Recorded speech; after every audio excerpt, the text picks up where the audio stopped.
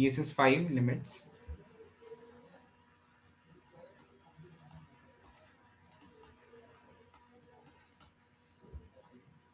Bonus questions.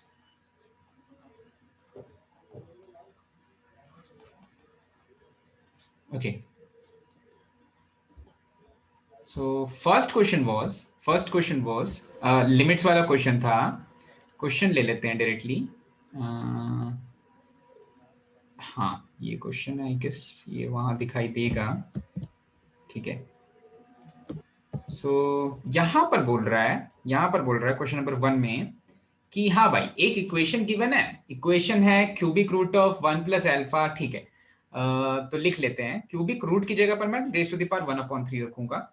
So 1 plus a raise to the power 1/3 minus 1 times of x square minus 1 plus a raise to the power 1/2 minus 1 times of x. ठीक है. Plus 1 plus a raise to the power 1/6 minus 1. This is given equals to 0. ठीक है. इसकी value 0 दे दे रहा है. अच्छा, इसकी value 0 दे दे रहा है और ये क्वाड्रेटिक इक्वेशन है जिसकी वैल्यू 0 हो जा रही है. अब देखो पहली प्रॉब्लम, अगर आप a की वैल्यू एग्जैक्टली 1 रख देते हो तो ये क्या बन जाएगा? आइडेंटिटी बन जाएगा. a की वैल्यू एग्जैक्टली 1 रख दोगे तो वो a b c तीनों बराबर वो वाली चीज आइडेंटिटी जैसा दिखने लग जाएगा. ठीक है. अच्छा भाई 0 0 0 हो जाने चाहिए. तो वैसा तो ये आइडेंटिटी नहीं बनना चाहिए. अगर ये क्वाड्रेटिक इक्वेशन है तो इसके दो रूट्स होने चाहिए. एक आइडेंटिटी के जो क्वाड्रेटिक इक्वेशन जैसे दिखती है आइडेंटिटी उसके इनफाइनाइट रूट्स होते हैं. ठीक है. ये चीज तो बिल्कुल क्लियर है. अगर ax² plus bx plus c के 2 से ज्यादा रूट्स हो जा रहे हैं तो आइडेंटिटी बन जा रहा है. ठीक है. तो अब इन्हें एक तो क्वेश्चन में मेंशन करना चाहिए था. प्रीवियस ईयर जेई का क्वेश्चन है ये. एक तो क्वेश्चन में मेंशन करना चाहिए था कि these are only two roots. This alpha and this beta are only two roots. ये दोनों केवल यही दोनों रूट्स है. कोई कुछ कहना चाहता है क्या? सर वो जो 1/6 1/3 ना अप्रोक्सीमेट करेंगे तो then will get that 1 cancel हो जाएगा ना सर. हाँ अप्रोक्सीमेट करेंगे वो 1 कैंसिल होगा. ठीक है. सो सबसे पहली चीज क्वेश्चन में एक छोटी सी मिस्टेक जो मुझे लगती है पर्सनली, ये आइडेंटिटी जैसा बनता दिख रहा है अगर मैं इसमें लिमिट अप्लाई कर दूं तो. ठीक है. अगर लिमिट नहीं अप्लाई करेंगे तो बोल रहा है कि a की वैल्यू -1 से बड़ी है. ठीक है. a की वैल्यू -1 से बड़ी तो कुछ भी हो नॉन जीरो वैल्यू होगा. कौन सी चीज नॉन जीरो होगी भाई? जो कोफिशिएंट्स हैं, ये वाला कोफिशिएंट, ये वाला कोफिशिएंट और ये वाला कोफिशिएंट, ये नॉन जीरो वैल्यूज लेने वाले हैं. और अगर ये नॉन जीरो वैल्यूज लेने वाले हैं तभी मेरे दो एग्जैक्ट रूट्स आएंगे. ठीक है. पर अच्छा ठीक है. तो यहां तक अल्फा और बीटा अगर मैं ये मान के चल रहा हूं कि केवल यही दोनों रूट्स है मतलब ये इक्वेशन आइडेंटिटी नहीं है. केवल दो एग्जैक्टली दो रूट्स है मतलब ये इक्वेशन आइडेंटिटी नहीं है. अच्छा, अब देखो, अब अगर मैंने दोनों तरफ लिमिट अप्लाई कर दी. ठीक है. लिमिट अप्लाई की. देखो अल्फा और बीटा के लिए लिमिट अप्लाई नहीं. अल्फा और बीटा तो डायरेक्टली यहां पर ऐसे मिलने लग जाएंगे भाई. डायरेक्टली यहां से दिखने लग जाएंगे कि 1 प्लस ए का पावर 1/3 माइनस 1. अगर इसका अल्फा रूट है तो यहां पर आप एक बार अल्फा रखने वाले हो. Alpha square minus 1 plus a raise to the power 1/2 minus 1 times of alpha plus 1 plus a raise to the power 1/6 minus 1. This is going to be equal to 0 क्योंकि अल्फा रख दिया है. तो अल्फा रखने से पहले अब अल्फा सब्स्टिट्यूट कर दिया तो अल्फा उसको सेटिस्फाई कर रहा हो. जब आप अल्फा रख रहे हो तब वो 0 हो जा रहा है. तो पहले तो ये चीज 0 नहीं देनी चाहिए थी. ठीक है. इक्वेशन में ये बोलना चाहिए था ये क्वाड्रेटिक इक्वेशन है उसको 0 से इक्वेट मत करो ना. जब अल्फा रखोगे तब 0 आ जा रहा है. ठीक है. तो एक और गलती जो मुझे क्वेश्चन में दिखी वो यही दिखी कि इसको इक्वल्स टू 0 नहीं लिखना चाहिए था. इज इक्वल्स टू 0 नहीं लिखना चाहिए था. फिर रियल है या कॉम्प्लेक्स है ये रूट्स के बारे में भी बात नहीं कर रहा. चलो हम क्वेश्चन को थोड़ा सा और करेक्ट करते हैं. ये क्वाड्रेटिक इक्वेशन है जिसके एग्जैक्टली दो रूट्स हैं और ऊपर वाले में 0 से इक्वेट नहीं कर दें. ठीक है. एक पॉलीनोमियल फंक्शन है जिसको 0 से इक्वेट करेंगे, अल्फा रख देंगे तो दो रूट्स बन जाएंगे. तो अच्छा भाई अब देखो अभी लिमिट अप्लाई नहीं की है. अब जब मैं लिमिट अप्लाई करूंगा limit x tends to 0 positive, यही दिया है ना, 0 पॉजिटिव दिया. Alpha sorry a tends to 0 positive है. a टेंड्स टू 0 पॉजिटिव है. ठीक है भाई. a टेंड्स टू 0 पॉजिटिव है. ठीक है. तो यहां पर क्या हो रहा है कि अब मैं बाइनोमियल अप्रोक्सीमेशन अप्लाई कर सकता हूं। यहां पर अब बाइनोमियल अप्रोक्सीमेशन अप्लाई कर देंगे। ए इतना छोटा है कि 0 को टेंड कर रहा है, तो 10⁻⁻⁴ पे बाइनोमियल अप्रोक्सीमेशन अप्लाई हो जाता है। मतलब 1/10⁻⁴ इतना छोटा हो जाए कंपैरिजन में 1 के, तो हम बाइनोमियल अप्रोक्सीमेशन अप्लाई कर सकते हैं। तो यहां पर जब आप बाइनोमियल अप्रोक्सीमेशन अप्लाई करोगे, देखो लिमिट एक तरफ नहीं लगाते, लिमिट दोनों तरफ लगाते हैं। हाँ, आरएचएस में 0 ऑलरेडी है, तो जब आप आरएचएस में लिमिट अप्लाई कर रहे हो तो आरएचएस में तो 0 आने वाला है, तो वहां पर लिमिट की कोई बात नहीं करते हैं भाई। अच्छा, यहां पर मैंने इसको ऐसा रखा 1 + a/3 - 1 times of 1 + a/3 - 1 times of alpha square minus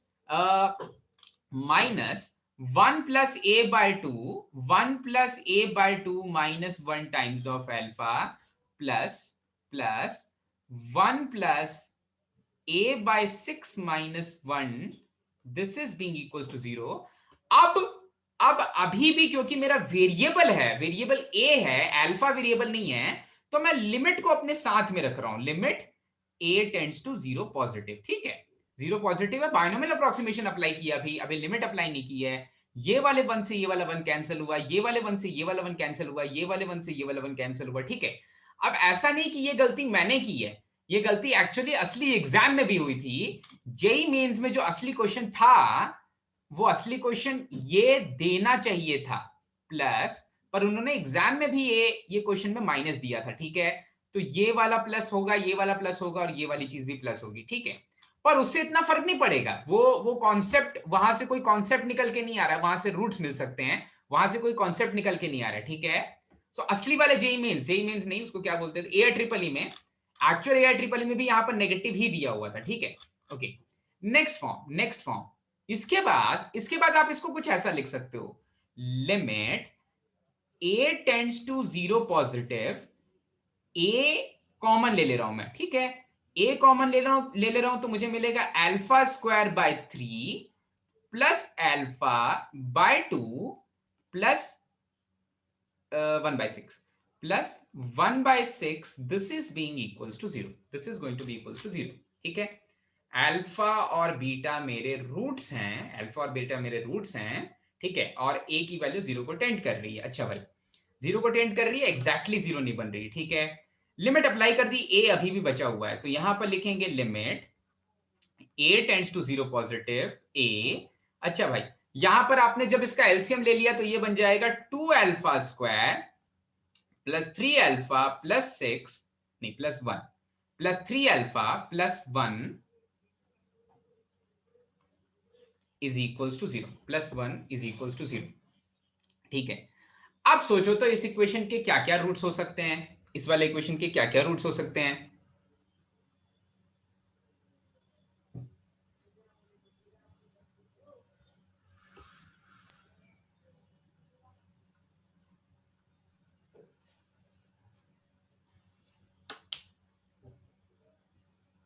-1 और माइनस, हाँ, तो जब आप इसको सॉल्व करोगे तो यहां पर जो छुपा हुआ आपका अल्फा है, ये अल्फा, इसके एक्चुअली 2 रूट्स हैं, तो उन्हीं में से एक रूट बनने वाला है बीटा और उन्हीं में से एक रूट बनने वाला है अल्फा। ठीक है, तो एक रूट आने वाला है यहां से -½ और दूसरा रूट आने वाला है -1। ठीक है, और ऐसा एक ऑप्शन है भी, और वही ऑप्शन उन्होंने करेक्ट बोला था एग्जाम में। ठीक है, अच्छा भाई, चलो, तो ये दोनों रूट्स आए, इन्हीं में से एक अल्फा बनने वाला है, इन्हीं में से एक बीटा बनने वाला है, क्योंकि 2 रूट्स आ रहे हैं। ठीक है, अब देखो, दोनों तरफ में समझना, जब मैंने आरएचएस में 0 अप्लाई किया ना, जब मैंने आरएचएस में 0 किया तो वहां पर लिमिट में x टेंड्स टू 0 करने वाला था। ठीक है, अब आरएचएस में तो एग्जैक्ट 0 आ रहा है मेरा, और एलएचएस में ये a खुद भी तो एक पॉलिनोमियल फंक्शन है, a खुद भी तो एक पॉलिनोमियल फंक्शन है। ठीक है, अगर जो दूसरा वाला नंबर है 2α² प्लस 3α प्लस 1, अगर वो एक फाइनाइट वैल्यू नहीं देता, अगर वो इंफिनिटी देता होता, तब मैं a टेंड्स टू 0 जो कि 0 बनने वाला है, उसको मैं ये वाले दूसरे वाले टर्म से मल्टीप्लाई कर रहा होता, तो बोलता कि भाई ये इंफिनिटी टाइम्स ऑफ 0 का फॉर्म है, ये 0 टाइम्स ऑफ इंफिनिटी का फॉर्म है, इसलिए इसको किसी और तरीके से सॉल्व करते हैं और इसका कुछ तो और फाइनाइट आंसर आने वाला है।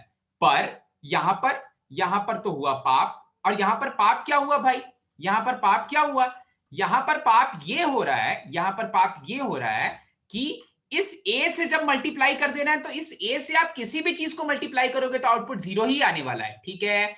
तो क्वेश्चन बनाने वालों ने क्या सोचा, वो ऐसा चाहते हैं, मतलब उनके मन में ये चीज है कि नहीं भाई, इसको इस a को इस a जो 0.0000 बहुत छोटी कोई वैल्यू है, एक पॉलिनोमियल फंक्शन है, उसको जब मैं एक फाइनाइट वैल्यू से मल्टीप्लाई कर रहा हूं तो मुझे बहुत छोटी फाइनाइट वैल्यू मिल रही है, ठीक है। ये लिमिट नहीं बोलता है, लिमिट बोलता है कि आपको इंट्यूशन हो जाए कि आपको कौन सी वैल्यू मिल रही है, और इंट्यूशन हो रहा है कि मुझे 0 ही मिलना चाहिए, और अगर 0 ही मिलना चाहिए और ये क्वाड्रेटिक इक्वेशन है और क्वाड्रेटिक इक्वेशन का रूट इंफिनिटी या माइनस ऑफ इंफिनिटी नहीं हो सकता, इसलिए अल्फा और बीटा की इनफाइनाइट वैल्यूज हो सकती हैं, अल्फा और बीटा की इनफाइनाइट वैल्यूज हो सकती हैं, समझ रहे हो भाई। अरे किसी भी नंबर से मल्टीप्लाई करो, अल्फा की जगह पर 3 रखोगे, उसको 0 से मल्टीप्लाई करोगे, आपका आंसर 0 ही आने वाला है। अल्फा की जगह 5 रखोगे, उससे 0 से मल्टीप्लाई करोगे, आपका आंसर 0 ही आने वाला है। तो आप इसको क्यों 0 करने की कोशिश कर रहे हो, इसको क्यों 0 करने की कोशिश कर रहे हो, नहीं करना है उसको 0। उन्होंने लिमिट की वैल्यू पूछी है ना भाई, लिमिट की वैल्यू तो हमेशा 0 आने वाली है, क्योंकि a खुद 0 है, a खुद 0 है, अप्रोक्सीमेशन में a खुद 0 है। a इतना छोटा वैल्यू हो जा रहा है, उसको अप्रोक्सीमेट कर दिया जा रहा है, वो बहुत छोटी वैल्यू हो जा रही है, और वो छोटी सी वैल्यू 0 के बराबर ही है, ऐसा इंट्यूजन हो रहा है, ठीक है। अच्छा, इसके बाद एक और पॉइंट, जब मैं बाइनोमियल अप्रोक्सीमेशन अप्लाई करता हूं ना, तो जो पहला वाला a होता है, मतलब ये a/3 वाला a, ये a/2 वाला a, ये a/6 वाला a, ऐसा मान के चलते हैं कि ये थोड़ा सा तो फाइनाइट है। मतलब जब आप a स्क्वायर करोगे, a क्यूब करोगे, a का पावर 7 8 9 10 11 इंफिनिटी करोगे, तो वो और छोटा होता जाएगा। तो अभी भी मैं a को एक फाइनाइट वैल्यू मान रहा हूं, a को एक फाइनाइट वैल्यू मान रहा हूं, क्योंकि बाइनोमियल अप्रोक्सीमेशन का केवल सेकंड टर्म तक ही पहुंचे हैं, ठीक है। और अगर एक फाइनाइट वैल्यू है, तो फिर से जिसने क्वेश्चन बनाया, जो ये क्वेश्चन फ्रेम किया गया, उसमें ऐसा सोचा गया है कि ये एक फाइनाइट वैल्यू एक दूसरी फाइनाइट वैल्यू से मल्टीप्लाई करके 0 दे सकती है क्या आउटपुट भाई, नहीं, 0 नहीं दे सकती है। वो ऐसा मान रहे हैं 0 नहीं दे सकती है, वो बोल रहे हैं जब दूसरी वैल्यू एब्सोल्यूट 0 हो जाए तभी मेरा आउटपुट 0 होने वाला है। पर ये चीज एक्चुअल डेफिनेशन ऑफ लिमिट से वैलिड नहीं है, ठीक है। जो एक्चुअल लिमिट्स की डेफिनेशन है उससे वैलिड नहीं है, इसका आंसर एब्सोल्यूट 0 आता है और अल्फा बीटा की इनफाइनाइट वैल्यू आती है, ठीक है। तो ये क्वेश्चन उन्होंने पता नहीं क्या सोच के बनाया था, पर ये छोटी सी गलती है, ये वाले क्वेश्चन को इस तरह से लिमिट से सॉल्व करने से एक गलती दिख रही है, ठीक है। तो ये तो हो गया मेथड 1। मेथड 1 में किसी को कोई डाउट, जितना एक्सप्लेनेशन अभी मैंने दिया उसमें किसी को कोई डाउट भाई? No sir. ठीक है, ठीक है, समझ में आया निशा, समझ में आया ना सानिका? Yes sir. हाँ।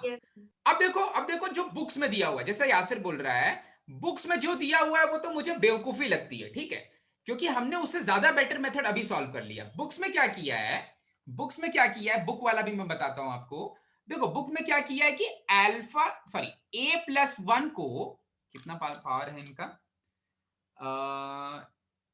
1 पावर 1/6 है, ठीक है। तो a+1 को t का पावर 6 दे दिया है। अब ऐसा इसलिए किया है क्योंकि वो क्वाड्रेटिक इक्वेशन थोड़ा सा सिंप्लीफाई हो जाए, ठीक है। देखो a+1 को t का पावर 6 बोल रहा है, ठीक है, a+1 को t का पावर 6 बोल रहा है, ठीक है। इससे फायदा क्या हो रहा है भाई, इससे फायदा ये हो रहा है कि अब मेरी लिमिट हो जाएगी t किधर टेंड करेगा, मैं सारे के सारे वेरिएबल्स को t के टर्म्स में चेंज करने वाला हूं, ठीक है। तो जब a 0 पॉजिटिव को टेंड कर रहा था, तो अब t 1 पॉजिटिव को टेंड करेगा भाई, 1 से थोड़ी बड़ी वैल्यू देने लग जाएगा। a जब 0 से थोड़ी बड़ी पॉजिटिव वैल्यू दे रहा है, तो t 1 से थोड़ी बड़ी पॉजिटिव वैल्यू देने लग जाएगा, और पूरी की पूरी लिमिट कैसे चेंज कर रहे हैं देखते हैं। सो t टेंड्स टू 1 पॉजिटिव, 1 से बड़ा। अच्छा, उसके साथ साथ अब बाकी चीजें क्या है, सॉरी, a पॉजिटिव है, t 1 से बड़ी वैल्यू देगा, करेक्ट है। हाँ भाई, इसके बाद देखो यहां पर जब आप a+1 को t⁻6 दोगे तो यहां पर t² - 1 आएगा, यहां पर आएगा t² - 1 times of x² plus दूसरा वाला टर्म देगा t³ - 1 times of x, t³ - 1 times of x plus तीसरा वाला टर्म देगा t-1, तीसरा वाला टर्म दे देगा t-1। This is given equals to 0, दोनों तरफ लिमिट अप्लाई कर दिया, this is being equals to 0, ठीक है।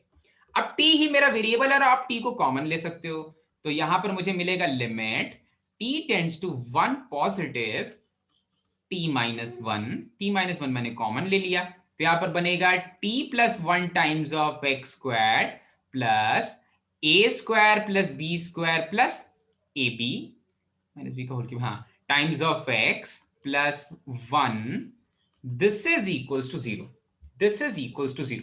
ठीक है, अच्छा भाई, टी जब 1 को टेंड कर रहा है, आप देखो बुक्स में भी यही करता है, यही कहानी है, टी जब 1 को टेंड कर रहा है तो ये अंदर वाला ये बोलते हैं फिर से वही चीज, या सर ये जो बाहर वाला मसाला है ये एग्जैक्टली जीरो नहीं बन रहा है, टी जब 1 को टेंड कर रहा है तो ये जीरो से थोड़ी सी बड़ी वैल्यू दे रहा है। ठीक है, जीरो से थोड़ी सी बड़ी वैल्यू दे रहा है, वही वाला ए है, ये टी माइनस 1 मेरा वही वाला ए है। ठीक है, और जब टी 1 को टेंड कर रहा है तो ये बोल रहा है अंदर में आप 1 रख दो, अंदर में आप 1 रख दो, अंदर वाले को क्या बना दो आप, अंदर वाले को 1 क्या, अंदर वाले को क्या बना दो, 2x square plus 3x plus 1, और फिर से आपके रूट्स निकल के आ जाएंगे अल्फा बीटा, क्योंकि वो ये ऐसा मान रहे हैं कि t माइनस 1 एक छोटी फाइनाइट वैल्यू है, और जो दूसरा वाला नंबर है वो भी अगर एक छोटी फाइनाइट वैल्यू दे देगी तो इसका आउटपुट जीरो नहीं आना चाहिए। पर लिमिट्स का मतलब होता है इंट्यूजन, मुझे ऐसा लग रहा है कि जीरो आउटपुट आ सकता है, हाँ एग्जैक्टली जीरो आउटपुट यहां भी नहीं आने वाला है, मुझे ऐसा लग रहा है कि आउटपुट आने वाला है। ठीक है, तो यहां भी इनफाइनाइट वैल्यूज हो सकती है, पर जब इन दोनों को सॉल्व किया गया तो मुझे मिला फिर से वही माइनस ऑफ हाफ और माइनस ऑफ 1। ठीक है,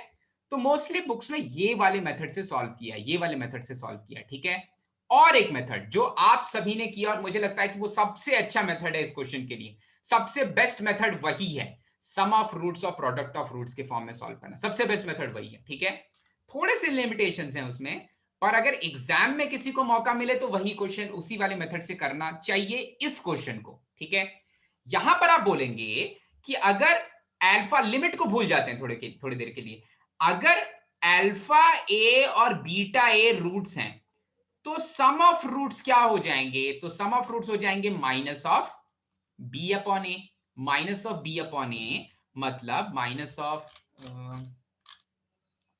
बी है 1 प्लस ए का power half minus 1, 1 plus a का power half minus 1, minus of b divided by a है शायद क्यूबिक रूट है, ए में है क्यूबिक रूट, हाँ, minus of b divided by 1 plus a का पावर 1 अपॉन 3 माइनस 1। ठीक है, दो ब्रैकेट लगा दो। अच्छा भाई, अब यहां भी अभी तक लिमिट अप्लाई नहीं की है। ठीक है, अब देखो लिमिट अप्लाई की यहां पर a टेंड्स टू 0 पॉजिटिव। ठीक है, लिमिट अप्लाई की a टेंड्स टू 0 पॉजिटिव, और अगर ये दोनों फाइनाइट वैल्यू देने वाले हैं तब लिमिट डिस्ट्रीब्यूट हो जाएगी। ठीक है सानी का, अगर इन दोनों से फाइनाइट वैल्यूज आने वाली है तब लिमिट डिस्ट्रीब्यूट हो जाएगी। तो क्वेश्चन में क्या दिया था कि क्वेश्चन के जितने भी आंसर्स थे सारे फाइनाइट थे। ठीक है, तो लिमिट डिस्ट्रीब्यूट कर सकते हैं, लिमिट डिस्ट्रीब्यूट कर सकते हैं। ठीक है, इंडिविजुअल वैल्यूज फाइंड करनी है पर लिमिट डिस्ट्रीब्यूट कर सकते हैं। अच्छा भाई, सो यहां से मुझे मिल जाएगा, लिमिट डिस्ट्रीब्यूट हो जाएगी, मतलब limit a tends to 0 positive alpha a plus a tends to 0 positive beta a लिख सकते हैं। क्यों लिख सकते हैं, क्योंकि यहां पर फाइनाइट वैल्यू दी है, इनमें से कोई इंफिनिटी नहीं है, इनमें से कोई इंफिनिटी नहीं है, इसलिए लिख सकते हैं। ठीक है, पर उसकी भी जरूरत नहीं पड़ेगी। देखो तो अभी आ जाएगा माइनस ऑफ, आपको ये ऊपर से मिलेगा a/2 और नीचे से मिलेगा 3a/2। ठीक है, बाइनोमियल अप्रोक्सीमेशन लूज कर लिया भाई, दोनों तरफ लिमिट लगा दी, a से a कैंसिल, नहीं 2 से 2 कैंसिल नहीं हो रहा है क्या, एक सेकेंड, 1/3 है, 1/3 है ना, तो यहां पर नीचे मिलेगा आपको, ऊपर मिलेगा माइनस ऑफ a/2, नीचे मिलेगा a/3, हाँ a से a कैंसिल, तो आपको मिल गया माइनस ऑफ 3/2, मतलब आपके जो भी रूट्स आने वाले हैं उनका सम आने वाला है माइनस ऑफ 3/2, सम आने वाला है माइनस ऑफ 3/2, और प्रोडक्ट ऑफ रूट्स क्या आने वाले हैं, a tends to 0 positive alpha a into, sir actually एक ही ऑप्शन सेटिस्फाई करेगा ना इसको, तो फिर नहीं डायरेक्ट सारा कर रहा है ऋषिकेश, देखो -5/2 प्लस 1 दे देगा आपको -3/2, यहां भी दे दिया -3/2, यहां भी दे दिया -3/2, सारे ही कर रहे हैं -3/2 सब दे दे रहा है। तो प्रोडक्ट ऑफ रूट्स पे आ जाते हैं, प्रोडक्ट ऑफ रूट्स हो जाएगा c अपॉन ए, मतलब ये पावर 1/6 -1, यहां पर आ जाएगा 1 प्लस ए का power 1/6 -1 divided by 1 plus a का पावर 1/3 -1, इधर भी लिमिट अप्लाई किया, limit a tends to 0 positive, इधर ऊपर में भी किया था limit a tends to 0 positive, तो यहां से मुझे मिल जाएगा, यहां से मुझे आउटपुट मिल जाएगा a/6 divided by a/3, a/6 divided by a/3 that is a/2। तो अब sorry not a/2 that is 1/2। तो अब देख लो प्रोडक्ट ऑफ रूट्स किसका 1/2 है, प्रोडक्ट ऑफ रूट्स किसी एक ही ऑप्शन का 1/2 है।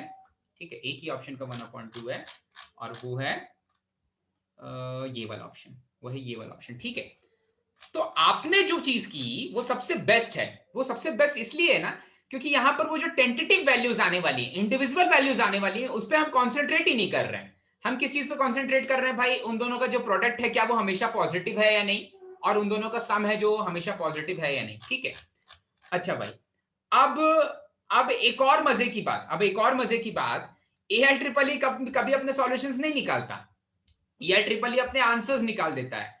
तो जब लोगों ने सॉल्व किया ना, आप देखना कहीं पर भी ऑनलाइन, जितने भी जगह, ऑफलाइन, कोई बुक इधर उधर सब कुछ उठाओ, कई सालों से हम ये सॉल्व कर रहे हैं क्वेश्चंस, जो लास्ट वाला सॉल्यूशन है, ये जो लास्ट वाला सॉल्यूशन है, ये कहीं नहीं दिया है। ठीक है, आप चेक कर सकते हो ऑनलाइन, अभी कर सकते हो, बाद में कर सकते हो, कभी भी कर सकते हो। ठीक है, ये वाला सॉल्यूशन नहीं दिया है कहीं पर, यही सबसे बेस्ट सॉल्यूशन है।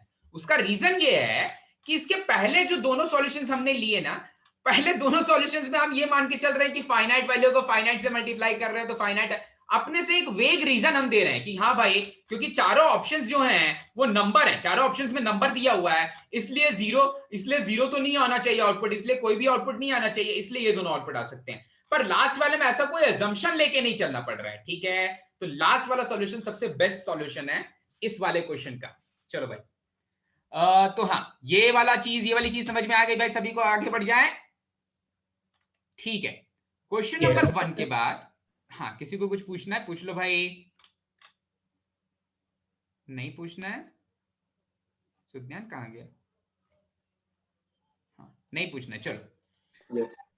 चलो भाई, फिर उसके बाद, इसके बाद कौन सा क्वेश्चन आपको समझ में नहीं आया? इसके बाद कौन से क्वेश्चन में डाउट है?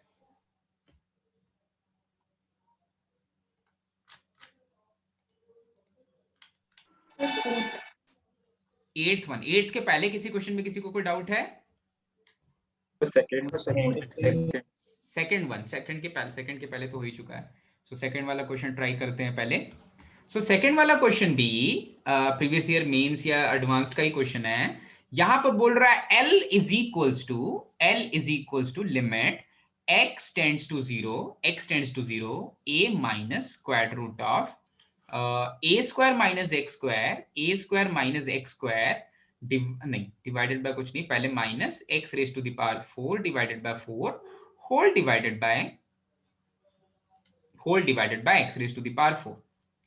ठीक है, सो आपको इज L इज फाइनाइट, तो a और इसकी a और L की वैल्यू चाहिए। ठीक है, तो जिसने सॉल्व किया उसने क्या किया भाई?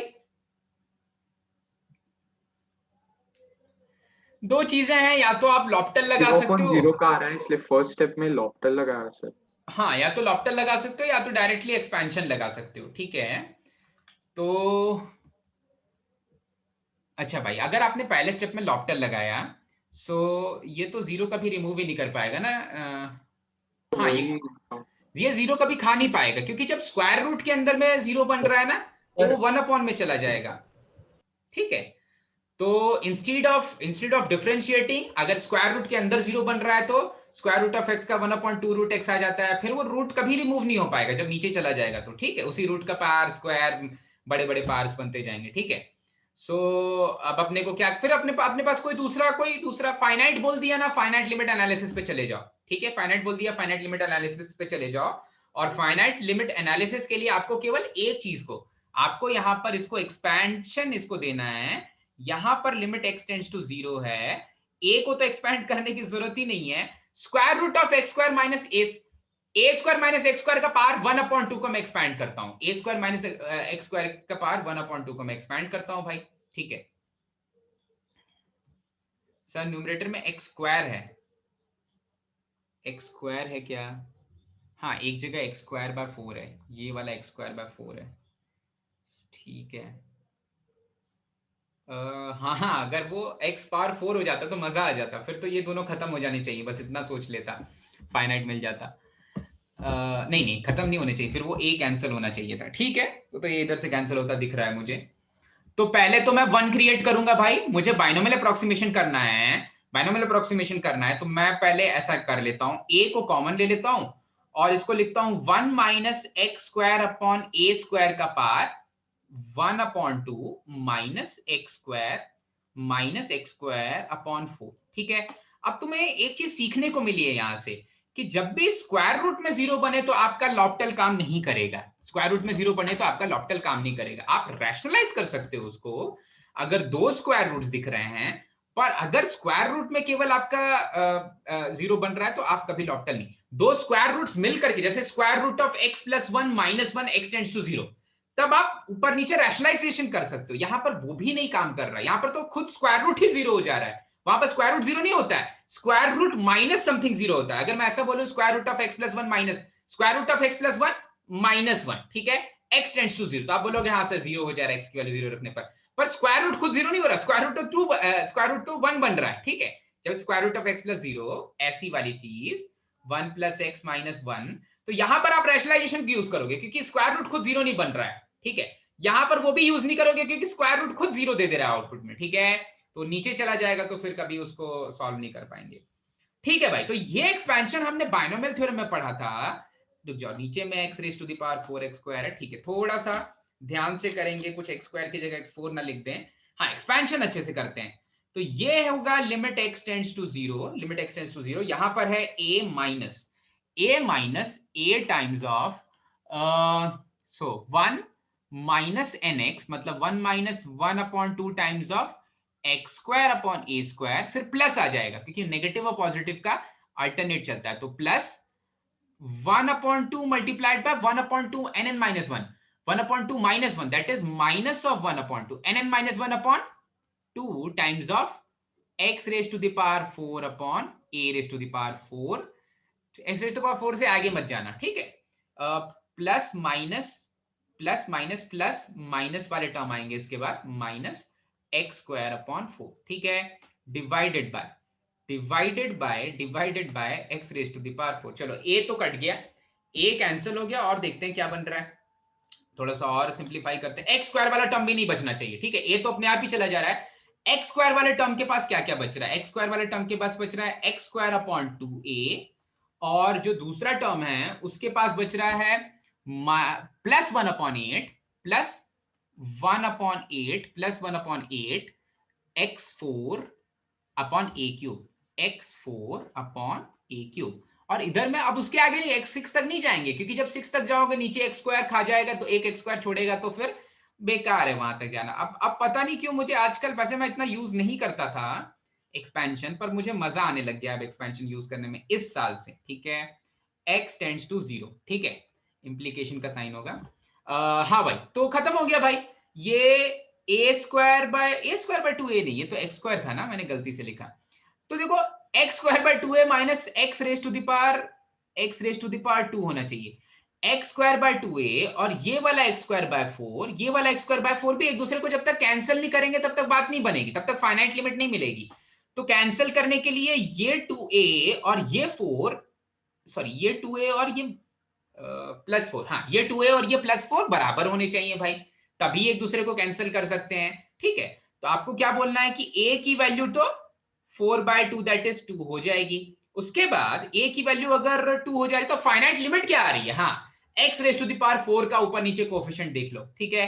तो फाइनाइट लिमिट आ जाएगी 1 upon 8 times of a cube that is 8, तो ये हो जाएगा 1 अपॉन 64। तो फाइनाइट लिमिट है 1 अपॉन 64, a की वैल्यू है 2, फाइनाइट लिमिट है 1 अपॉन 64, a की वैल्यू है 2। अब देखो ये, या हाँ आंसर भी याद कर लो, क्या पता जेईई एडवांस्ड के प्रीवियस क्वेश्चंस पूछ लिए जाएं। पर आप ये कॉन्सेप्ट याद रखो कि स्क्वायर रूट दिखे तो आपको अब एक्सपैंड करना, अगर स्क्वायर रूट खुद 0 बन जा रहा है तो, ठीक है। यही तो उन्होंने सोच करके चालाकी की थी भाई इस क्वेश्चन में। चलो, सो ये वाला क्वेश्चन हुआ, सभी से समझ में भी आ गया। बढ़ते हैं आगे भाई, अगला कौन सा क्वेश्चन है जो आपसे नहीं हुआ? 6th क्वेश्चन है सर डाउट में। 6th क्वेश्चन है, 6 क्या ये साइन वाला क्वेश्चन क्या? हाँ साइन वाला क्वेश्चन देख लेते हैं भैया। साइन वाला क्वेश्चन है क्वेश्चन नंबर 6।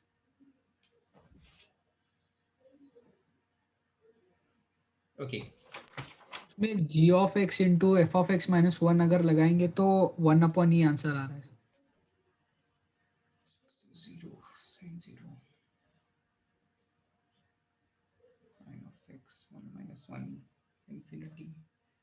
तो उसमें आंसर रॉन्ग है शायद।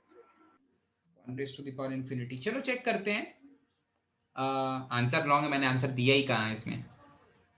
सो ये गिवन है, लेकिन जो वो बोला वो 1 इंफिनिटी, जब वो 1 को टेंड करेगा, इधर 1 एग्जैक्ट वैल्यू आएगा ना सर, वो sin x by x का। नहीं नहीं नहीं, टेंड करता है, टेंड करता है। तो ग्राफ क्लोज्ड है, मतलब एक दूसरे के बहुत क्लोज है, पर एग्जैक्ट 1 नहीं आएगा ना। हाँ एग्जैक्ट 1 नहीं आएगा, जब लिमिट लगाते हो तब 1 मिलता है आपको, इंट्यूशन मिलता है 1 का। लिमिट x टेंड्स टू 0, ये वाला है sin of x upon x raise to the power sin of x divided by x minus sin of x, ठीक है। अच्छा भाई, तो देखो भाई, आपके पार से, ये पार में है अवधूत, इसमें तो कंफ्यूजन नहीं हुआ ना, वो जो दूसरा वाला टर्म है वो पार में, मल्टीप्लीकेशन में नहीं है। हाँ ठीक है ठीक है। तो आपका दोनों, ये तो 1 raise to the power infinity दिख रहा है, आप न्यूमरेटर के पार के डिनोमिनेटर से x कॉमन लोगे ना, तो वो 1 minus sine x upon x आ जाएगा, और ऊपर वाला साइन एक्स अपॉन एक्स 1 दे देगा, नीचे वाला 1 minus sine x upon x 0 दे देगा। तो आपका जो पार है वो 1 रेज़ टू द पावर, आपका जो पार है वो इंफिनिटी बनने वाला है, आपका जो बेस है वो 1 बनने वाला। तो ये तो सिंपल है, 1 raise to the power infinity का फॉर्म है, ठीक है। ऋषिकेश, तेरे को नहीं चमका क्या?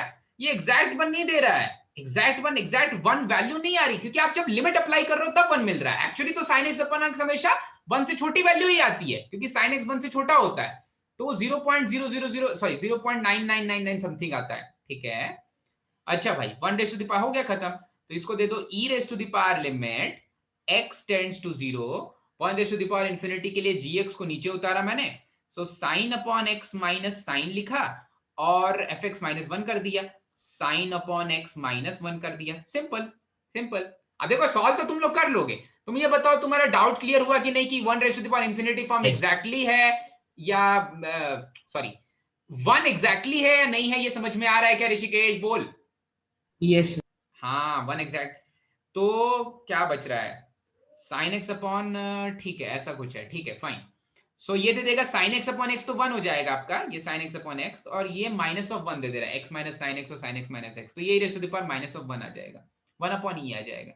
ये दे देगा e raise to the power minus of 1, मतलब 1 अपॉन e। हाँ एक आंसर है, ए हो जाएगा इसका आंसर, ठीक है, ए हो जाएगा इसका आंसर। सो इसका ऑप्शन, ठीक है, मैंने क्रॉप नहीं किया था, इसका आंसर हो जाएगा ये। चलो भाई, क्वेश्चन नंबर 6 हुआ भाई। क्वेश्चन नंबर 6 के बाद कौन सा क्वेश्चन है डाउट में? नाइन्थ वन तो उसी के लिए दिया था, आपको सिखाया था ना वो सैंडविच थ्योरम, सैंडविच से होगा भाई, अलग अलग डिनोमिनेटर हैं। तो क्वेश्चन नंबर 9 में 0 रखेंगे और एक बार n रखेंगे ना, वो 2n रखेंगे, 2n रख देंगे, 2n रख देंगे, एक बार कुछ भी रखो उससे तो तुम्हारा आंसर तो सेम ही आने वाला है, 2n रखो चाहे n रखो, सो तुम्हारी आपकी मर्जी। क्वेश्चन नंबर 9 पे आ जाते हैं। सैंडविच है, दोनों के बीच में सैंडविच हो जाएंगे, दोनों वैल्यूज के बीच में सैंडविच हो जाएगा, तो मुश्किल नहीं है। ओके सो कर देते हैं सैंडविच भाई। ओके ये है, थोड़ा बड़ा कर लेते हैं,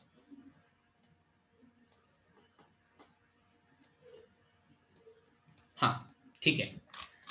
limit n tends to infinity, हाँ 1 अपॉन इंफिनिटी पे जा रहा है, लगेगा सब 0 हो रहा है पर सब 0 नहीं हो रहा है, डिस्ट्रीब्यूट नहीं करेंगे लिमिट, ठीक है। लिमिट डिस्ट्रीब्यूट नहीं होगी भाई यहाँ पर, क्योंकि फाइनाइट नंबर ऑफ टर्म्स नहीं है, ये तो सीखा था हमने क्वेश्चन नंबर 38 या 39 ऑफ मॉड्यूल।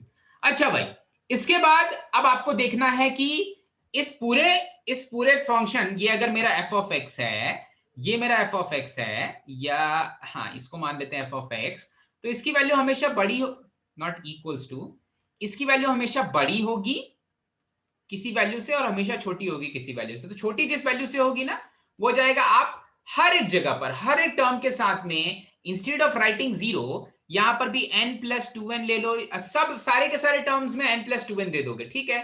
तो टोटल आ जाएगा 2n divided by square root of n square plus 2n, ठीक है। टोटल नंबर ऑफ टर्म्स नहीं शायद एक ज्यादा है, 0 1 2, 2n प्लस 1 है total number of terms, 2n plus 1 है, ठीक है। तो ये कुछ ऐसा बन जाएगा, 2n जब रखेंगे तो छोटा हो जाएगा ना, तो 2n, हाँ सॉरी उल्टा हो जाएगा। Total number of terms 2n plus 1 है, तो सबसे बड़े के लिए 0 रखना पड़ेगा, एक सेकेंड, यहां पर आप सभी को 0 दे दो, सभी को 0 दे दोगे, तो टोटल नंबर ऑफ टर्म्स कितने हैं भाई, सभी को 0 दे दो, तो सब square root of n, square, यहाँ पर n स्क्वायर लिखना चाहिए था, यहाँ पर n स्क्वायर लिखना चाहिए था। हाँ, सभी के सभी टर्म्स हो जाएंगे square root of n square plus square root of n square plus 1 की जगह पर फिर से 0 plus square root of n square plus 2 की जगह पर फिर से 0 अप टू लास्ट वाला जो square root of n square plus 2n है, उसमें भी 2n की जगह पर 0 रख दोगे तो ये 2n प्लस 1 टाइम्स यही वाली चीज आ जाएगी, 2n प्लस 1 टाइम्स यही वाली चीज आ जाएगी। ठीक है, तो सबसे बड़ी वैल्यू जब आप डिनोमिनेटर सबसे छोटा रखोगे और सबसे छोटी वैल्यू जब डिनोमिनेटर सबसे बड़ा रखोगे, तो डिनोमिनेटर सबसे बड़ा रख दो भाई, 2n plus 1 divided by square root of n square plus 2n। Denominator सबसे बड़ा रख दिया, हाँ सबसे छोटी वैल्यू। अब बस अब तो आपको सिंपली n कॉमन ले लेना है, दोनों के एक ही वैल्यू के बीच में 2 दिख रहा है मुझे, 1/n चला जाएगा, 1/n चला जाएगा 0, 2 दिख रहा है, इधर भी 2 है, इधर भी 2 है, इधर भी 2 है, मतलब ये खुद भी वैल्यू 2 दे दे रहा है, सैंडविच हो चुका है जब n की वैल्यू इंफिनिटी को टेंड कर रही है। तो जब n की लिमिट, मैंने लिमिट दे दी है n की इंफिनिटी थ्रू आउट, लिमिट दे दी है n की इंफिनिटी थ्रू आउट, लिमिट दे दी है n की इंफिनिटी थ्रू आउट, तो ठीक है खुद ही 2 बन गया है। ठीक है, तो समझ में आया भाई, आसान था ये वाला, तो ये वाला थोड़ा इजी था। बढ़ जाते हैं आगे, नेक्स्ट क्वेश्चन कौन सा है भाई? 10th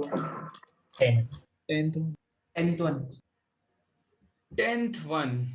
ठीक है, 10th वन मैंने आपको ना वीएन मेथड बताया था, वीएन मेथड बताया था जब आप सीक्वेंसेस इन सीरीज कर रहे थे, तो और जब आपके ऑड मल्टीपल्स हों तो उनको सॉल्व करने का छोटा सा ट्रिक होता है। ठीक है, 10th वन पे आ जाते हैं, वही ट्रिक आपको लगाना है, ब्रेक कर देना है उसकी लिमिट्स को, या तो वीएन मेथड लगाओ, वीएन मेथड अब जब सिखा दिया है तो क्यों मैं उसको ब्रेक करके अलग से बताऊं। याद है क्या वीएन मेथड भाई? जब 1/n में आपके एक सीक्वेंस बनता है तो आप क्या करते हो, 1/n में एक सीक्वेंस बनता है तो लास्ट वाले टर्म को निकाल देते हो क्या, या एक और एक्स्ट्रा टर्म ऐड कर देते हो? ठीक है, थोड़ा लंबा चला जाएगा यहां से वीएन मेथड। तो आपको क्या करना रहता है ना कि जब आपके डिनोमिनेटर में जब ऑड मल्टीपल्स हों, मैंने आपको शायद 3, 5, 7, 9 भी कराया होगा, जब ऑड मल्टीपल्स होते हैं ना तो आपको जो सबसे बड़ा नंबर है ना, सबसे बड़ा नंबर है, ये दो नंबर्स जो दोनों के बीच में डिफरेंस है, जैसे 3 और 5 के बीच में जो डिफरेंस है, या 5 और 7 के बीच में डिफरेंस है, वो कॉमन डिफरेंस किस चीज का है? 2 का है। ठीक है, वो कॉमन डिफरेंस 2 का है, तो उसका हाफ कॉमन डिफरेंस आपको ऊपर में क्रिएट करना पड़ता है। ठीक है, फिर से सुनो, ट्रिक सुनना भाई, ट्रिक सुनना, इनका जो कॉमन डिफरेंस होता है उसका हाफ कॉमन डिफरेंस आपको न्यूमरेटर में क्रिएट करना पड़ता है, प्लस जो आर के साथ कोफिशिएंट्स हैं, मतलब जो आपका वीएन में आपका जो लास्ट टर्म होता है, हाँ जो लास्ट टर्म होता है वो ऊपर में क्रिएट करना पड़ता है। ठीक है, देखो के तो कांस्टेंट है, तो के को तो बाहर निकाल लो, ये बनेगा limit n tends to infinity. यहां पर ये जो प्रोडक्ट है ये पार्शियल फ्रैक्शन के फॉर्म में ब्रेक होंगे, पार्शियल फ्रैक्शन तो नहीं बोलूंगा मैं उसको, दो फ्रैक्शंस के फॉर्म में ब्रेक हो जाएंगे, दो फ्रैक्शंस हो जाएंगे। आपको जो सबसे बड़ा नंबर है वो न्यूमरेटर में क्रिएट करना है। ठीक है, वो न्यूमरेटर में क्रिएट करना है, तो पहले से ऑलरेडी एक r है, तो आप लिख दो, आप 2 से मल्टीप्लाई डिवाइड कर दो, हो गया, और +1 -1 कर दो। ठीक है, सबसे बड़ा नंबर न्यूमरेटर में क्रिएट हो गया, हाँ ब्रेक हो जाएगा। ठीक है, 2r +1 और -1 क्रिएट कर दिया तो ब्रेक हो जाएगा। अभी ब्रेक तो हो जाएगा, ये क्या बना देगा भाई, 1 3 5 7 अप टू 2r -1 और 2r plus up to 2r -1 और 2r + 1। ठीक है भाई, 2r -1 और 2r + 1। अब इसमें क्या दे दें, समेशन भी तो है, r की वैल्यू 1 से लेकर के n तक, मैंने एक समेशन मिस कर दिया यहाँ पर। ठीक है, तो यहाँ पर वो समेशन लिख देते हैं भाई, समेशन है r = 1 to n where limit is n tends to infinity.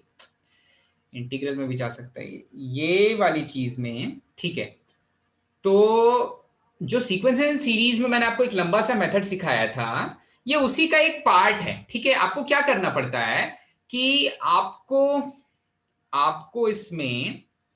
आपको इसमें जब डिनोमिनेटर में क्रिएट होता है तो उसका नेक्स्ट वाला टर्म एक्स्ट्रा लेना पड़ता है, फिर दोनों का डिफरेंस लेना पड़ता है। मतलब आप शायद इसको 2r+3 देते हो और फिर n की जगह पर n-1 सब्स्टिट्यूट करते हो, n की जगह पर n-1 सब्स्टिट्यूट करते हो और फिर vn-1 लिखते हो tn के बराबर, nth टर्म के बराबर, ठीक है। vn-1 लिखते हो nth टर्म के बराबर, ठीक है। बस चेक करना, यही चीज होती है। आप लास्ट वाले टर्म में एक एक्स्ट्रा टर्म दे देते हो, डिनोमिनेटर में एक एक्स्ट्रा टर्म देते हो और फिर उस चीज को लिखते हो vn और फिर vn-1 निकालते हो और उस चीज को लिखते हो nth टर्म, ठीक है। यहां पर पार्शियल फ्रैक्शन थोड़ा इजीली इसलिए हो जा रहा है क्योंकि मुझे नीचे का कॉमन डिफरेंस पता है, और लास्ट टर्म भी दिख रहा है, ठीक है। तो जब आप इसको ब्रेक करोगे तो देखो क्या आ जाएगा। ब्रेक करेंगे तो देखो क्या आ जाएगा। ब्रेक करेंगे तो आ जाएगा, पहले वाले से 2r+1 गायब हो गया, तो पहले वाले में क्या बनेगा, 1 multiplied by 3 multiplied by 5 multiplied by 7 multiplied by up two multiplied by 2r-1, of course जिसका डिनोमिनेटर छोटा है वो पहले आएगा, minus 1 divided by 1 multiplied by 3 multiplied by 5 multiplied by 7 multiplied by up two multiplied by 2r-1 multiplied by 2r+1 multiplied by 2r-1 multiplied by 2r-1 multiplied by 2r+1, थोड़ा सा और जगह ले लेते हैं, मल्टीप्लाइड बाय 2r+1, ठीक है। अब यहां पर जब मैं r की वैल्यूज रखना शुरू करूंगा, समेशन r की वैल्यू 1 से लेकर के n, limit n tends to infinity, ठीक है।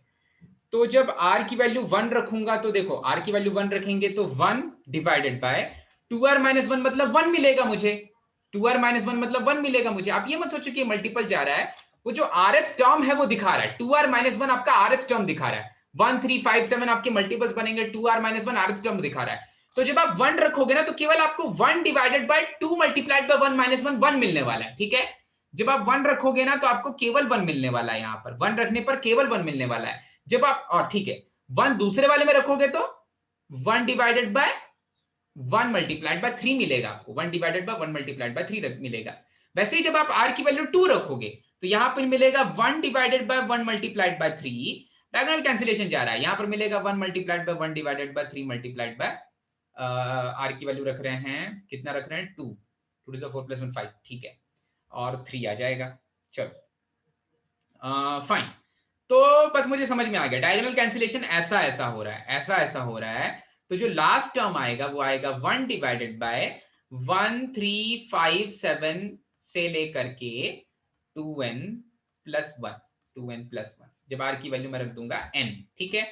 r की वैल्यू रख दिया 1n, तो पहला वाले टर्म के पास है 1, लास्ट वाले टर्म के पास है ये वाला मसाला, तो जो फाइनल मसाला बच रहा है वो कुछ ऐसा बच जा रहा है। फाइनल मसाला एकदम लास्ट में क्या बच रहा है, एकदम लास्ट में बच रहा है इसके पास 1 और इसके पास 1 divided by 1 3 5 7 9 up to 2r+1, ठीक है। पर अभी तो लिमिट बची हुई है भाई, अभी लिमिट भी, अच्छा बाहर में क्या क्या है, बाहर में कुछ तो लिख के रखा था मैंने, हाँ बाहर में है ये वाला k है, और क्योंकि मैंने 2r क्रिएट किया था तो बाहर में है k/2, ठीक है। यहाँ पर मैं लिख देता हूं, किसी को कोई डाउट हो रहा है क्या, k/2 कैसे आया, k तो एक कांस्टेंट है तो उसको बाहर ले लिया था और 2r क्रिएट किया है, ठीक है, 2r क्रिएट किया है, तो यहाँ पर या यहाँ पर भी लिख लो, आपको कोई प्रॉब्लम नहीं होगी, k/2 थ्रू आउट मल्टीप्लाई हो रहा है। मुझे एक बार एक सेकंड रुक जा बस। हाँ अब पूछ तो ऋषिकेश। सर वो k/2 का वो क्लियर नहीं है। हाँ k कांस्टेंट है उसको बाहर ले लिया, 1/2 का क्लियर नहीं है क्या। हाँ सर, हाँ 1/2 में क्या करना है ना ऋषिकेश, कि जो सबसे बड़ा नंबर है ना, जैसे ये वाला 2r+1, ये वाला vn मेथड में ना जो आपका सेकेंड लास्ट टर्म बनता है, जो यहां पर सबसे बड़ा मेथड नंबर दिख रहा है आपको वो है 2r+1, पर जब वीएन मेथड अप्लाई करते हैं तो हम क्या करते हैं 2r+3 भी क्रिएट करते हैं और फिर इसको अलग अलग डिस्ट्रीब्यूट कर देते हैं, vn-1 को tn लिखते हैं, ठीक है।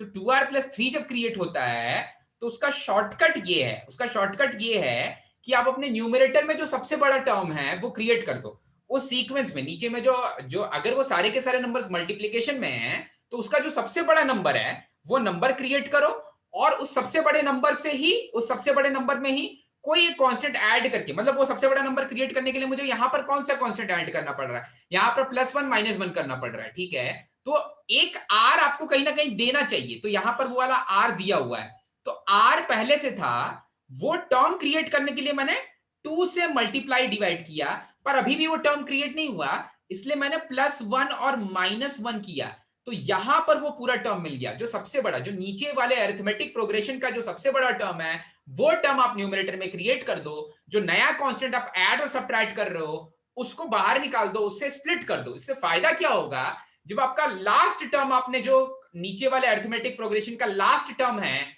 ऊपर से नीचे वाला कैंसिल हो जाएगा, तो डिनोमिनेटर में जब जितना छोटा डिनोमिनेटर होगा, जब आप एक टर्म कैंसिल कर दे रहे हो लास्ट वाला, तो आपका डिनोमिनेटर थोड़ा छोटा हो जा रहा है, माइनस अभी वाले डिनोमिनेटर में लास्ट वाला टर्म रहेगा, तो समथिंग माइनस समथिंग का फॉर्म बन रहा है और अभी वाले डिनोमिनेटर में लास्ट वाला टर्म रह रहा है। अब इसका फायदा और कहां पर मिलता है, जब आपकी लिमिट n इंफिनिटी को टेंड करेगी ना, तो हमेशा आपका यहां पर डिनोमिनेटर में ज्यादा नंबर ऑफ टर्म्स हैं। डिनोमिनेटर में अगर यहां पर 3 मल्टीपल है 1 2 3, तो यहां पर 1 2 3 4 4 मल्टीपल्स हैं, ठीक है। तो जब कैंसिलेशन होता है ना, तो ये आपको डिनोमिनेटर में इंफिनिटी दे देता है, ठीक है। वो इंफिनिटी तो मिलने वाली है, तो फिर ट्रिक क्या है भाई, ट्रिक क्या है, छोटी सी ट्रिक है। अगर आपका डिनोमिनेटर, अगर पहले तो अगर नंबर्स इस तरह से मल्टीप्लिकेशन में हो, ठीक है, अगर इतना ही होता 2 मल्टीप्लाइड बाय 4 प्लस समथिंग, तो आप इसको तुरंत लिख देते भाई ये 2r है और ये 4r है मल्टीप्लाइड बाय 4r है, और आप इसका जल्दी से लिख लेते, ठीक है। पर यहां पर पार्शियल फ्रैक्शन करना थोड़ा मुश्किल लग रहा है। नहीं, मुश्किल नहीं है, आप अपने अरिथमेटिक प्रोग्रेशन के लास्ट वाले टर्म को न्यूमरेटर में क्रिएट करो और जो कांस्टेंट ऐड और सब्ट्रैक्ट करना पड़ रहा है वो कांस्टेंट ऐड और सब्ट्रैक्ट कर दो, तो सब्ट्रैक्शन वाला कांस्टेंट है उसको अलग से ले लो और फिर डिवाइड कर दो बाकी टर्म से, ठीक है। यही है छोटू सा ट्रिक, ओके। तो समझ में आ गया आंसर क्या आ गया भाई, नीचे में आंसर दिख गया होगा, ये तो n टेंड्स टू इंफिनिटी पे तो 0 हो जाएगा, तो बाहर में जो बैठा हुआ k/2 है वही आंसर देने वाला है limit n tends to infinity पर, ठीक है। मतलब k/2 ही मेरा जो आंसर आने वाला था 1, आंसर आने वाला था 1, वो देने वाला है, तो k की वैल्यू 2 के बराबर है, मतलब k² की वैल्यू 4 के बराबर है, ठीक है। अब ऐसा मत सोचो कि लिमिट सिखाने के लिए क्वेश्चन दिया हुआ है, यहां पर पार्शियल फ्रैक्शन ही सिखाने के लिए क्वेश्चन दिया गया था आपको, ठीक है। तो इस क्वेश्चन से जो सीख रहे हो वो चीज को याद रखना भाई, पार्शियल फ्रैक्शन सीखने को मिला है इस क्वेश्चन से, ठीक है। चलो भाई, काफी लंबा समय हो चुका है, पता है मुझे एक चीज पता चल गया कि ये आज नहीं खत्म हो पाएगा, ठीक है, इसलिए मैं मस्त आराम से कर रहा हूं नहीं हो रहा है, नहीं होता है, कोई बात नहीं। ओके, सो क्वेश्चन नंबर 3 में कुछ ऐसा है, cos स्क्वायर ऑफ, यहां पर है लिमिट x टेंड्स टू 0, अच्छा, limit x tends to 0 cos square of 1 minus cos square of 1 minus cos square of 1 minus cos square of 1 minus cos square of so on, ठीक है। और अच्छा भाई, so extra 1-2 बना दिया होगा, इसको मिटा देना, ठीक है। तो वही है, जब आप लास्ट वाला 1 माइनस कॉस स्क्वायर को साइन स्क्वायर लिखोगे ना, फिर 1 minus cos square sine square को फिर से, तो देखो आपको ये ब्लू वाला पार्ट अभी बनेगा, अभी ये वाला पार्ट बनेगा साइन स्क्वायर, तो इफेक्टिवली क्या मिल रहा है आपको, 1 minus cos square of sine square, ठीक है। सबसे पहले वाले के साथ ये हुआ, ठीक है। फिर इसके साथ क्या होगा भाई, ये ऐसा दे देगा साइन स्क्वायर, ये दे देगा this is equivalent to sine square of sine square, ठीक है, sine square of sine square. और ये वाली चीज अभी भी अंदर है, किसके अंदर है भाई, जो नेक्स्ट वाला cos square of this thing है, ठीक है। तो इसको भी जब आप सॉल्व करोगे तो ऐसा कुछ मिलेगा, sign square of sine square of sine square, ठीक है। फिर उसके बाद वाला जो 1 माइनस कॉस स्क्वायर के अंदर ये जा रहा है, 1 माइनस कॉस स्क्वायर के अंदर ये जा रहा है, ये फिर से दे देगा sign square of sine square of sine square of sine square, ठीक है, ऐसा कुछ दे देगा। तो ये सिलसिला चलता रहेगा। ये सिलसिला कब तक चलता रहेगा? जब तक ये लास्ट वाले कॉस के पास ना पहुंच जाए। नीचे भी कुछ है क्या? नीचे साइन वाइन है, वो भी लिख देते हैं। नीचे में है साइन, नीचे में है sine of pi root of theta plus 4 minus of 2 divided by theta, divided by theta, ठीक है। ये डिनोमिनेटर में है। तो ऊपर वाला आपको समझ में आ गया।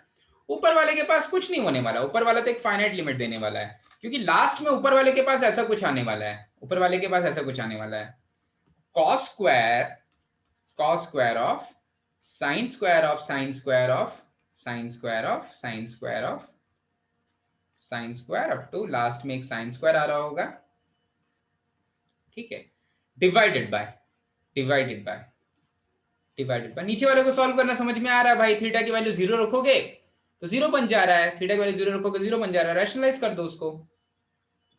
स्क्वायर रूट खुद 0 थोड़ी ना हो रहा है, पूरा का पूरा फंक्शन 0 हो जा रहा है। स्क्वायर रूट खुद 0 होता तो अभी हम ऊपर वाले क्वेश्चन को जैसे सॉल्व किया वैसा कुछ सोचते।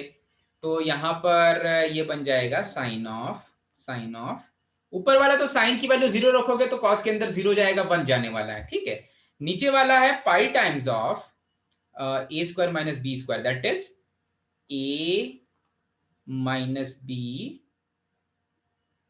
बी डिवाइडेड बाय थीटा पहले से था और square root of theta plus 4 minus 4 दे दिया, थीटा प्लस 4 माइनस 2 दे दिया, नहीं ए प्लस 2 दे दिया, ऊपर नीचे रैशनलाइज कर दिया, ठीक है। ओके भाई, जब थीटा की वैल्यू आप 0 रखेंगे तो ऊपर में, अरे ये वाला थीटा तो कैंसिल हो गया, तो ऊपर में बचा पाई, नीचे में बना this is pi by 4, sine of pi by 4, ठीक है, पाई बाय 4। तो देखो ये फाइनल आंसर जो दे देगा वो दे देगा limit theta tends to 0 cos square of सारे साइन स्क्वायर सबकी वैल्यू 0 0 होती रहेगी, लास्ट में कॉस स्क्वायर के अंदर 0 आएगा, वो खुद 1 बन जाएगा भाई, खुद 1 बन जाएगा। नीचे वाला साइन बना देगा पाई अपॉन 4, ठीक है, तो √2 मिल जाएगा आंसर भाई, √2 मिल जाएगा आंसर, ठीक है। सो ये कहानी थी क्वेश्चन नंबर 3 की, ये कहानी थी क्वेश्चन नंबर 3 की। अब आ जाते हैं क्वेश्चन नंबर 4 में, नहीं 4 नहीं, आपने पूछा था क्वेश्चन नंबर 5, ठीक है।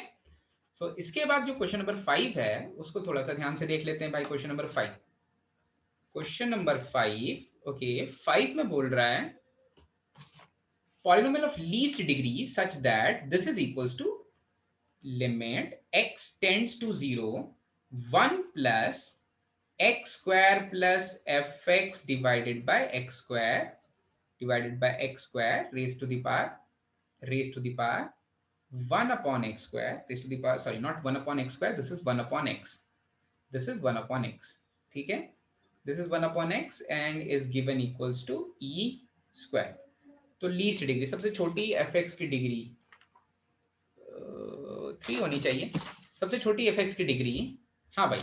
तो आपको लगेगा कि भाई अब अगर आप 1 raise to the power infinity वाला फॉर्म क्रिएट करने चाहते हो तो आप एक चीज याद रखो कि ये 1 को टेंड करना चाहिए, एग्जैक्टली 1 नहीं बनाना चाहिए, ठीक है। अच्छा, आपने मान भी लिया कि 1 raise to the power infinity का फॉर्म क्रिएट कर रहा है, क्योंकि ऊपर वाला तो इंफिनिटी बन ही रहा है। Something raise to the power infinity e square हो नहीं सकता भाई, या तो वो इंफिनिटी बनेगा या तो वो 0 बनेगा, अगर something raise to the power infinity आ रहा है। पर अगर 1 raise to the power infinity जा रहा है तब हम ई स्क्वायर के टर्म्स में आंसर लिख सकते हैं। तो अगर आप इसको ई स्क्वायर के टर्म्स में सॉल्व करोगे ना तो आपको कुछ ऐसा मिल जाएगा, आपको मिल जाएगा 1 upon x multiplied by x square plus F of x divided by x square where limit is x tends to 0। मैंने 1 से 1 सब्ट्रैक्ट कर दिया है ऑलरेडी, ठीक है, 1 से 1 ऑलरेडी सब्ट्रैक्ट कर दिया है, ठीक है भाई। सो अभी के लिए एक 1 अपॉन x नीचे उतार दिया और पहले से एक x स्क्वायर है, ठीक है। तो जो आउटपुट आने वाला है वो आप देखो, लीस्ट डिग्री ठीक है, एक्स स्क्वायर रही, अच्छा एक्स स्क्वायर रहेगा तो नीचे 0 जा रहा है, तो समथिंग डिवाइडेड बाय, हाँ इन्फिनिटी चला जाएगा। ठीक है, तो पहले तो आपका एफ ऑफ एक्स खुद क्या हो जाना चाहिए, देखो इसका मतलब है x square plus F of x divided by x cube. ठीक है, इसकी वैल्यू कहीं ना कहीं 2 आ जानी चाहिए लिमिट x टेंड्स टू 0 पर, तभी तो e raise to the power something की वैल्यू e स्क्वायर बन जाएगी। ठीक है, तो अब अगर एक्स स्क्वायर बच जाता, अगर एक्स स्क्वायर बच जाएगा ना भाई, अगर एक्स स्क्वायर बच जाएगा तो तोते उड़ जाएंगे भाई, नीचे में 0 आ जाएगा। तो पहले तो एफ ऑफ एक्स के थ्रू एक्स स्क्वायर को कैंसिल करने की कोशिश करो, तो एफ ऑफ एक्स के पास पक्का पक्का एक नेगेटिव ऑफ एक्स स्क्वायर रहेगा, इसके पास एक नेगेटिव ऑफ एक्स स्क्वायर तो रहेगा ही, और एक्स क्यूब को कैंसिल करने के लिए 2x क्यूब रहेगा, तभी तो एक्स क्यूब कैंसिल होकर के 2 दे देगा। ठीक है, तो लीस्ट डिग्री एक्चुअली फिर यहाँ 2 होनी चाहिए, लीस्ट डिग्री 2 होनी चाहिए, पॉलिनोमियल की लीस्ट डिग्री 2 होनी चाहिए। ठीक है, लीस्ट डिग्री नहीं, फिर क्या पूछ रहा है, वो ऑप्शंस हैं, ऑप्शंस में से एक सही हो जाएगा। ठीक है, तो ये था क्वेश्चन नंबर 5। क्वेश्चन नंबर 5 के बाद क्वेश्चन नंबर 10 तक हो गया, हमने क्वेश्चन नंबर 10 तक डिस्कस कर लिया भाई। क्वेश्चन नंबर 10 के बाद कौन सा क्वेश्चन है जो डाउट में है? 12। ओके, क्वेश्चन नंबर 10 के बाद क्वेश्चन नंबर 12, 11th हो गया है ना भाई? Yes sir. वही एक्स को कॉमन ले लो, चमक गया होगा आप लोगों को। कितना आंसर आया? कुछ 1/15, 1/10, 1/3, 1/2, 1/1, तो कितना आ जाएगा? -1, -1/2 प्लस 1/3 प्लस 1/10। नहीं नहीं नहीं नहीं, आंसर कितना आया? मैच कर लो तो एक बार सभी। एक्चुअली आपको इसमें बाइनोमियल अप्रोक्सीमेशन देना पड़ेगा। -5। -5 आ रहा है? Okay Yes. ओके, ठीक है, -1/5 लड़ लो अपने में ही फिर। सुज्ञान तेरा कितना आया? तो मैं ये चमक गया था, मैं बीच में अटक गया था, इसलिए मैं बाद में कर लूँ। अच्छा अच्छा ठीक है, तो चलो आया एक के नहीं साथ था। निकाल लेते हैं। 11th 1, यहाँ पर ट्रिक तो आप सभी को पता चल गई है, कॉमन क्या लेना है, x टेंड्स टू इन्फिनिटी है, x टेंड्स टू इन्फिनिटी, तो आपने थ्रू आउट x कॉमन ले लिया, तो अंदर क्या बचा? थ्रू आउट x कॉमन ले लिया तो अंदर बचा 1 - 1/x और 1 - 2/x और 1 - 3/x, और नहीं 3/x है, प्लस है, प्लस 3/x और 1 + 4/x और 1 + सॉरी 10/x 10/x 4 नहीं है क्या, 10 है? अच्छा अच्छा चलो 10/x, 1 + 10/x और 15/x, 1 + 10/x, 1 + 10/x और 1 + 15/x, और सबका पार 1/5, 1/5, 1/5, 1/5, 1/5, और लास्ट में x कॉमन ले चुके हैं इसलिए -1 कर लेंगे। ठीक है, सो प्लस सारे के सारे जब 1 मल्टीप्लाई होंगे तो उस वाले 1 को कैंसिल कर देंगे। अब x इंफिनिटी को टेंड कर रहा है, यहां पर बैठा हुआ है एक x। ठीक है, तो आपको जो नेक्स्ट पावर ऑफ x चाहिए वो डिनोमिनेटर में चाहिए, एक x चाहिए डिनोमिनेटर में एक x चाहिए। ठीक है, तो देखते हैं कि जब मुझे 1/x, ऊपर में तो एक x ऑलरेडी है, बाकी x के उससे बड़े पार्ट्स बनने वाले हैं, जब x के उससे बड़े पार्ट्स बनेंगे डिनोमिनेटर में तो इन्फिनिटी उनको 0 कर देगा, तो उनसे कोई हमें लेना देना नहीं है भाई। ये वाले जितने भी 1 हैं, ये वाले जितने भी 1 हैं, ये मल्टीप्लाई होंगे तो इस 1 को कैंसिल कर देंगे। ठीक है, तो अब मुझे केवल चाहिए कि भैया डिनोमिनेटर से 1/x के कोफिशिएंट्स क्या क्या आ जा रहे हैं। तो एक बार 1/x के कोफिशिएंट जब ये वाला मल्टीप्लाई होगा बाकी सारे 1 से, तो मुझे मिलेगा -1। ठीक है, जब ये वाला मल्टीप्लाई होगा बाकी सारे 1 से तो मुझे मिलेगा -2। जब ये वाला मल्टीप्लाई होगा बाकी सारे 1 से, एक सेकेंड, अभी तो बाइनोमियल अप्रोक्सीमेशन करना बचा है। हाँ बाइनोमियल अप्रोक्सीमेशन करना बचा है, मल्टीप्लाई नहीं हो पाएगा क्योंकि अभी पार में है 1/5, थोड़ा सा और आगे जाने वाला है, पर वहां से भी मैं कर सकता था उसको सॉल्व। तो ये कुछ ऐसा देने वाला है actually, 1 - 1/5 times of x, 1 - 2/5 times of denominator में x, 1 + 3/5 टाइम्स ऑफ डिनोमिनेटर में x, 1 + 10/5 टाइम्स ऑफ डिनोमिनेटर में x, और 1 + 15/5 टाइम्स ऑफ डिनोमिनेटर में x, ठीक है। अब पार हट गया, अब मल्टीप्लाई फ्रीली कर सकते हैं, ठीक है। वो -1 फिर भी कैंसिल होने वाला है, तो उसको मैं मेंशन नहीं कर रहा हूँ, -1 फिर भी कैंसिल होने वाला है। अब मुझे चाहिए 1/x के कोफिशिएंट्स क्या क्या आने वाले हैं जो इस वाले x को कैंसिल कर देगा और फिर फाइनाइट लिमिट एनालिसिस से फाइनल आंसर दे देगा। तो x पहले से है, 1/x इधर से निकालेंगे, 1/x इधर से निकालेंगे, तो एक 1/x अगर पहले वाले से मल्टीप्लीकेशन हो रहा है तो -1/5 दे देगा, बाकी सारे 1 से मल्टीप्लाई कर देंगे, तो वही सारे जो वैल्यूज आ जाती हैं, -1/5 -2/5 प्लस 3/5 प्लस 10/5 और प्लस 15/5, ये मेरे x के कोफिशिएंट हो जाएंगे। बाकी जितना x टेंड्स टू, बाकी x raise to the power 4 भी मिलेगा डिनोमिनेटर में, x raise to the power 5 भी मिलेगा, x स्क्वायर भी मिलेगा, x क्यूब भी मिलेगा, लेकिन जब x इंफिनिटी को टेंड कर रहा है तो वो सब जीरो बना देंगे। तो यही मेरा फाइनल आउटपुट आ जाएगा भाई, 15 + 10 25 + 3 28 - 3 25 25/5 दैट इज 5 आ जाएगा।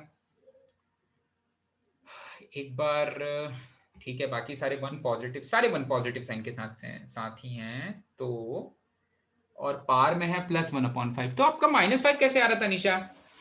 No, sir. I had got 5 only. This 5 मिला था क्या? only, हाँ. हाँ ठीक है, चलो। सो ये था क्वेश्चन नंबर 11। क्वेश्चन नंबर 11 के बाद आ जाते हैं क्वेश्चन नंबर 12 पे।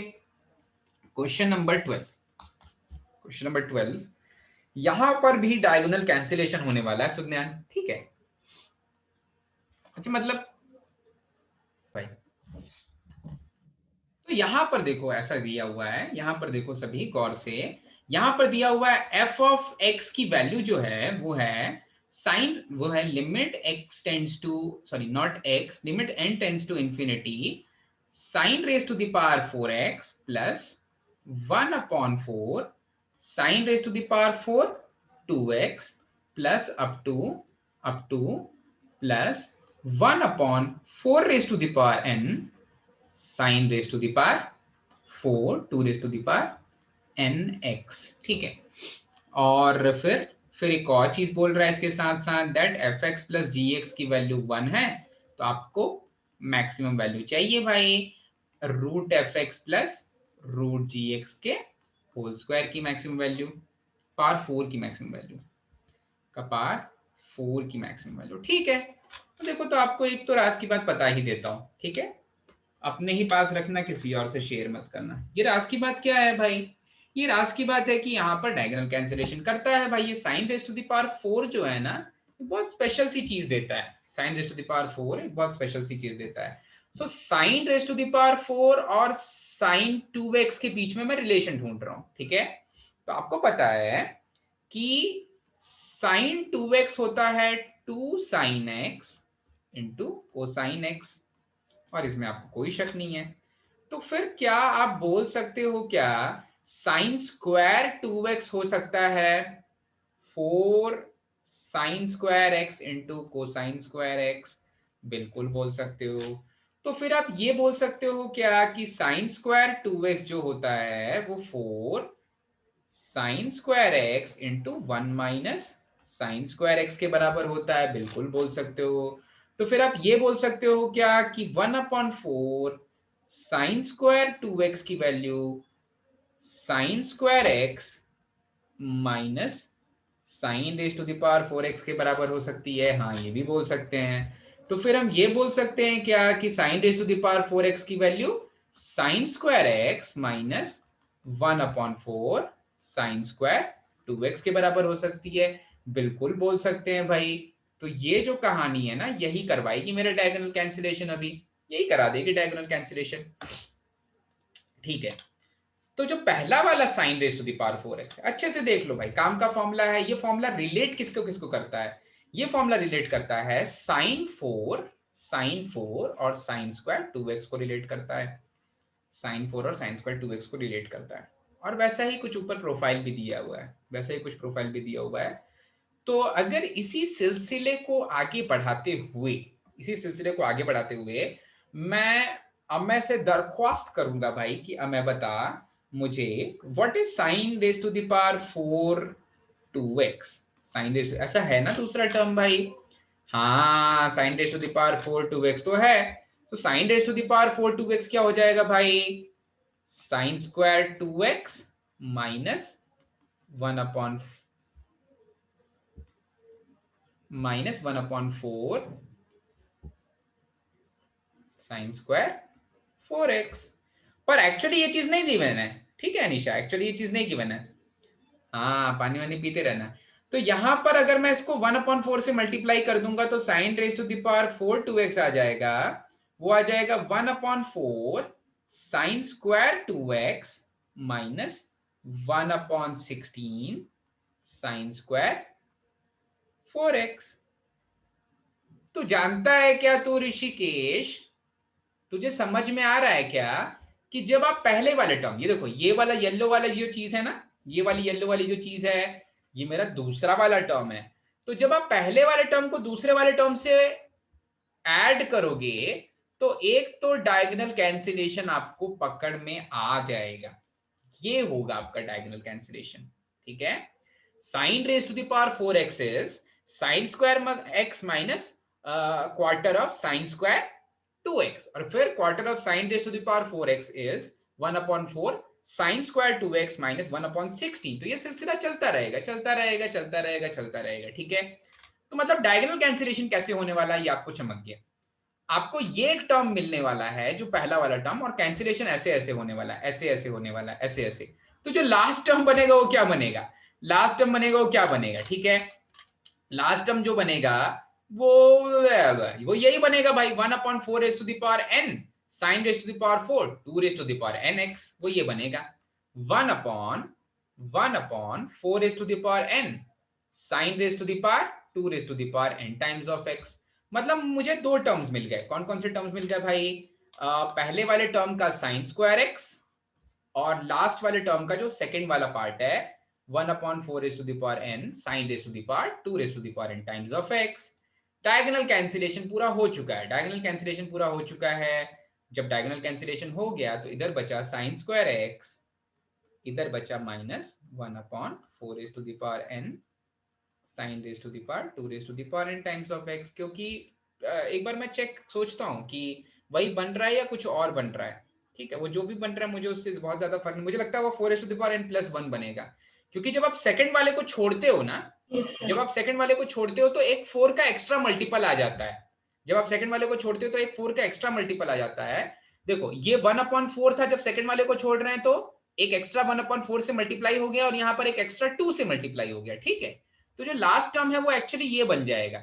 वो एक्चुअली पहले समझ लो कैसे सोचा गया है, यहाँ पर 4 था, यहाँ पर 16 बन जा रहा है। तो लास्ट वाले में जो 4 था वो भी 4 raise to the power n + 1 बन जाएगा, और लास्ट वाले में ये जो 2 है ये 4 बन जा रहा है, तो लास्ट वाले में 2 raise to the power n + 1 बन जाएगा, ठीक है। तो यहाँ पर 2 raise to the power n + 1 और 4 raise to the power n + 1। पर इतना चिंता करने की जरूरत नहीं है सुनने, ठीक है। चिंता करने की क्यों जरूरत नहीं है भाई, जब आप लिमिट को फेंकोगे ना n को इन्फिनिटी तक, इन्फिनिटी फेंकोगे तो ये क्या है, ये जो 4 रेज टू द पावर है ना बहुत बड़ा नंबर है। ऊपर वाला जो साइन है ना वो बेचारा -1 से +1 के बीच है, नीचे वाला बहुत बड़ा नंबर है। तो आंसर तो साइन स्क्वायर x ही आने वाला है, ठीक है। कुछ भी कर लो, आंसर साइन स्क्वायर x ही आने वाला है। और साइन स्क्वायर x में किसको ऐड किया जाए तो 1 आता है भाई, कोसाइन स्क्वायर x को। मतलब f ऑफ x है sine square x, g of x है कोसाइन स्क्वायर x। पर कहानी अभी भी पिक्चर बाकी है, पिक्चर तो बाकी है अभी भी, ठीक है सानिका। अब जब पिक्चर बाकी है तो मुझे चाहिए sine square x plus cosine square x, नहीं, साइन स्क्वायर x और कोसाइन स्क्वायर x के स्क्वायर्ड रूट्स का पावर 4 की मैक्सिमम वैल्यू। मतलब मुझे चाहिए sine plus cosine raise to the power 4 की मैक्सिमम। कोई जानता है क्या साइन प्लस कोसाइन की वैल्यू मिनिमम और मैक्सिमम क्या होती है? मैक्सिमम √2। हाँ, maximum √2 minimum -√2, square root of p square से q square plus q square वाला फॉर्म। तो √2 का पावर 4 हो जाएगा, 4 आंसर हो जाएगा, ठीक है। सर वो मेरे मेथड से भी सेम ही आंसर आ गया। हाँ, तेरे मेथड से सेम आंसर आ गया ना। तो तूने क्या किया होगा, तेरा ये हाफ आ रहा होगा f ऑफ x और g ऑफ x। हाँ सर वो हाफ। हाँ, एक्चुअली क्या हो रहा है ना ये ऋषिकेश, जब ये दोनों मैक्सिमम वैल्यू देते हैं ना तो यहां पर क्या हो रहा है, क्योंकि ये एक दूसरे के ऊपर डिपेंडेंट फंक्शंस हैं, ठीक है। तो जब साइन दोनों की मैक्सिमम वैल्यू सेम आ जा रही है 1/√2 और 1/√2, मैंने आपको बताया था जब am इक्वल्स टू gm लगता है तो वैल्यूज बराबर हो जाती है, am इक्वल्स टू gm लगता है तो वैल्यूज बराबर हो जा रही है। तो यहाँ पर sin स्क्वायर एक्स और कोसाइन स्क्वायर एक्स बराबर वैल्यू देने लग जा रहा है, मैक्सिमाइज सॉरी रूट 1/√2 1/√2 देने लग जा रहा है, जिससे कि फाइनल आउटपुट √2 आ जा रहा है। ठीक है, इसलिए बाई चांस वो सही हो गया। ठीक है, इसलिए बाई चांस वो, पर मुझे बहुत खुशी हुई कि आपने उस मेथड से वैसे सोचा भी।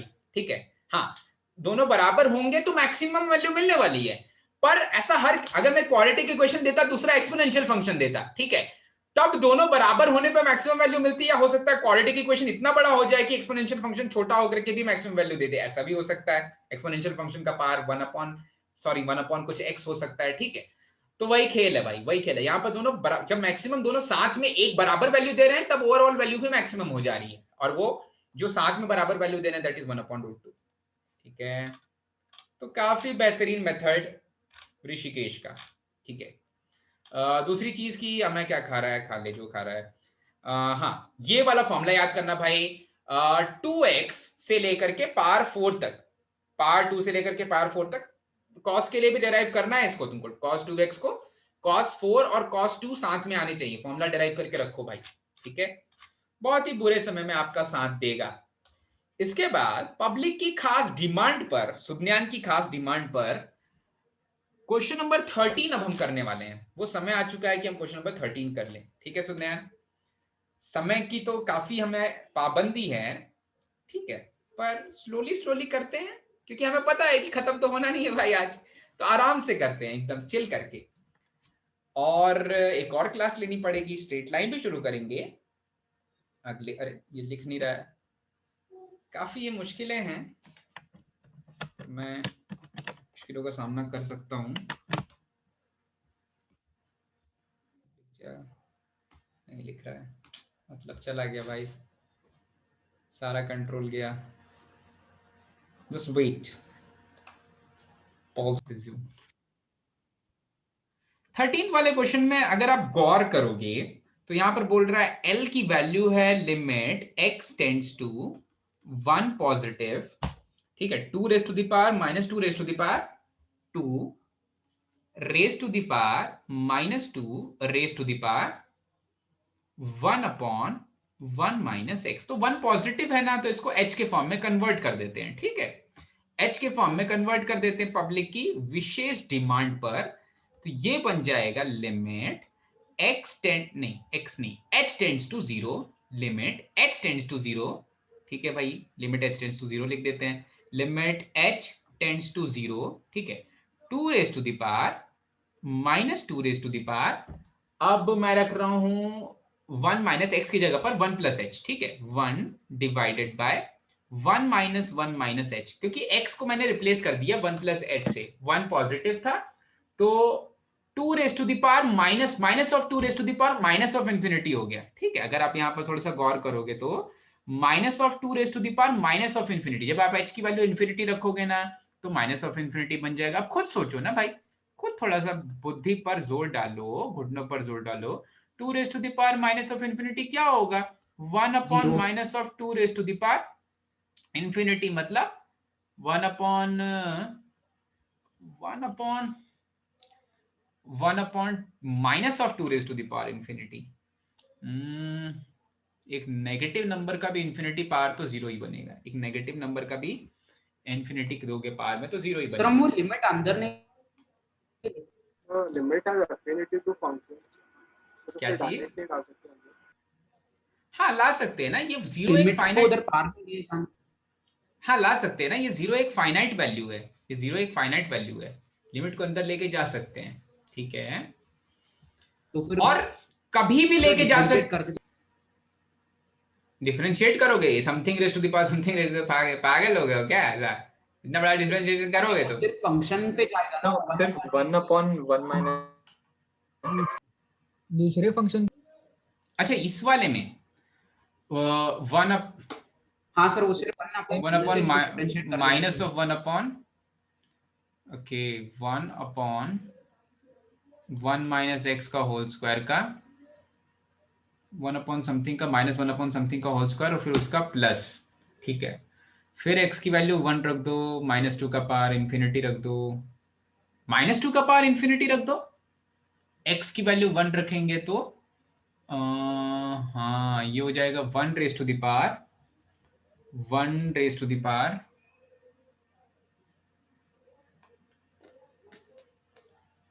1/1 - x का whole square with negative sign, और फिर माइनस ऑफ x का +1, so 1 - x का whole square. Okay, and when I substitute x is equals to 1, this is given -2 raised to the power infinity. काफी बड़ा नंबर दे रहा है, पर यहाँ से वो चीज नहीं मिल रही है.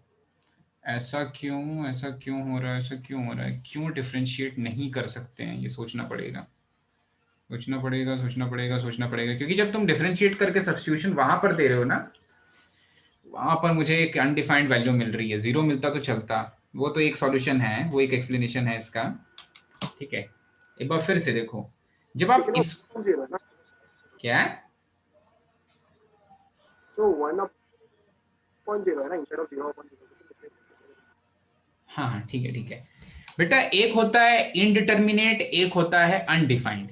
जब कभी आपको अनडिफाइंड फॉर्म मिले, मतलब आपको कोई फाइनाइट चीज नहीं मिल रही है, ठीक है, तो जब आप इसको डिफरेंशिएट कर रहे हो तो क्या बन रहा है, इसको डिफरेंशिएट कर रहे हो तो बन रहा है 1 डिवाइडेड बाय 1 - x का whole square with negative sign. ठीक है, और फिर माइनस ऑफ x का डेरिवेटिव प्लस बना दे रहा है. तब जब आप जाकर x की वैल्यू को 1 रख रहे हो ना यहाँ पर, तो ये 1/0 एक अनडिफाइंड वैल्यू दे रहा है, और वो अनडिफाइंड वैल्यू भी चलेगी, पर जब वो -2 का पावर इन्फिनिटी बन जा रहा है ना, तब भी वो अनडिफाइंड ही कंटिन्यू हो जा रहा है. और फिर जब नीचे वाले 2 का पावर भी वो अनडिफाइंड वैल्यू चला जा रहा है, तो पूरी की पूरी वैल्यू अनडिफाइंड है. ठीक है, पर जब मैं सब्स्टिट्यूशन कर रहा हूं तो उसका फायदा मिल रहा है. सब्स्टिट्यूशन का फायदा क्या मिल रहा है, ये जो एक अनडिफाइंड चीज तुम्हें दिख रही है ना, ये इन्फिनिटी, ये एक बार तो क्रिएट हो रही है, पर ये बार बार क्रिएट नहीं हो रही है. एक बार दिख रहा है मुझे इन्फिनिटी, पर उसके बाद वो एक फाइनाइट लिमिट दे रहा है उसके नेक्स्ट स्टेप में, जस्ट नेक्स्ट वाले स्टेप में. ठीक है, तो हाँ डिफरेंशिएट तो कर सकते हैं, पर डिफरेंशिएशन से फाइनाइट लिमिट नहीं मिल रही है. ठीक है, डिफरेंशिएशन से फाइनाइट लिमिट नहीं मिल रही है, इसलिए उस मेथड को नहीं अप्लाई करेंगे. ठीक है, गड़बड़ हो जा रहा है वहां पर. ओके, बस इतनी सी बात थी. और हाँ, आधा तक पहुंच गए थे हम यहाँ पर. अभी फिर से एक बार देख लो, 1 divided bye minus of h, और h जब 0 को टेंड कर रहा है, मतलब बहुत छोटा नेगेटिव वैल्यू, 1 को बहुत छोटी नेगेटिव वैल्यू से डिवाइड करेंगे तो माइनस ऑफ इन्फिनिटी जाएगा. -2 का पावर एक बहुत छोटी नेगेटिव वैल्यू नहीं, बहुत बड़ी नेगेटिव वैल्यू देंगे, मतलब 1/-2 का पावर बहुत बड़ी पॉजिटिव वैल्यू. ठीक है, तो this will be equivalent to limit h tends to infinity 2 raised to the power -2 raised to the power minus of infinity, that is limit h tends to 0 2 raised to the power 0, that is 1.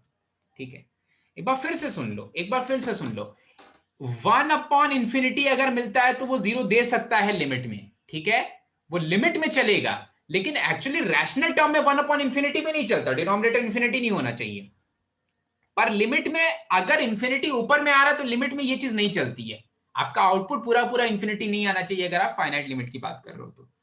ठीक है, इसके बाद दूसरा वाला हो गया क्या, दूसरा वाला पार्ट, एल की वैल्यू तो मिल गई होगी, एम सॉरी वो एम m की वैल्यू में ही डाउट है. अच्छा, एम की वैल्यू में डाउट, वहां पर भी 1 पॉजिटिव है. देखो दूसरे वाले में बोल रहा है limit m is equals to limit x tends to 1 positive x times of sin of x minus box of x divided by x minus 1 है, divided by x minus 1 है. मैं फिर से यहाँ पर 1 पॉजिटिव बोल दिया, इसलिए मैं 1 + h लिखूंगा. ठीक है, तो इसको भी मैं लिखूंगा limit h tends to 0, x की जगह पर 1 + h, साइन के साथ में भी 1 + h, और 1 + h का बॉक्स 1 होता है, divided by 1 + h, 1 + h -1 cancel हो जाएगा, sin h/h 1 हो जाएगा, h की वैल्यू 0 रख दोगे तो सब 1 आ जाएगा, सबकी वैल्यू 1 आ जाएगी. ठीक है, मतलब दोनों का सम 2 आ रहा है. l + m की वैल्यू l + m की वैल्यू 2 आ जा रही है. ठीक है, ओके फाइन. इसके बाद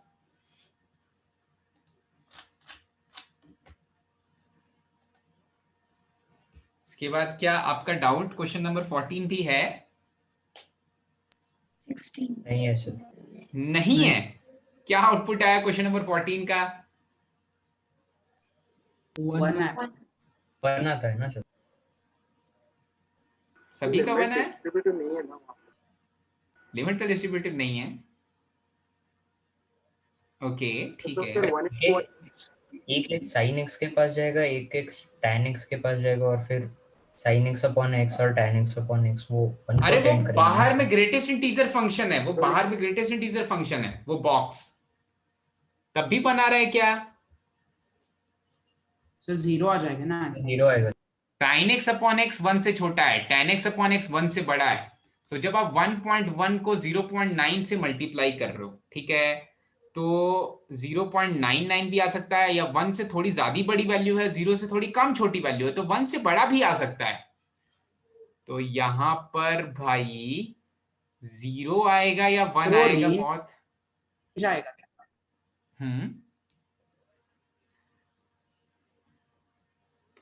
रेंज नहीं आएगा ऋषिकेश। ग्रेटेस्ट इंटीजर का आउटपुट तो कोई आउटपुट ही आना चाहिए, कोई आउटपुट ही आना चाहिए, ठीक है।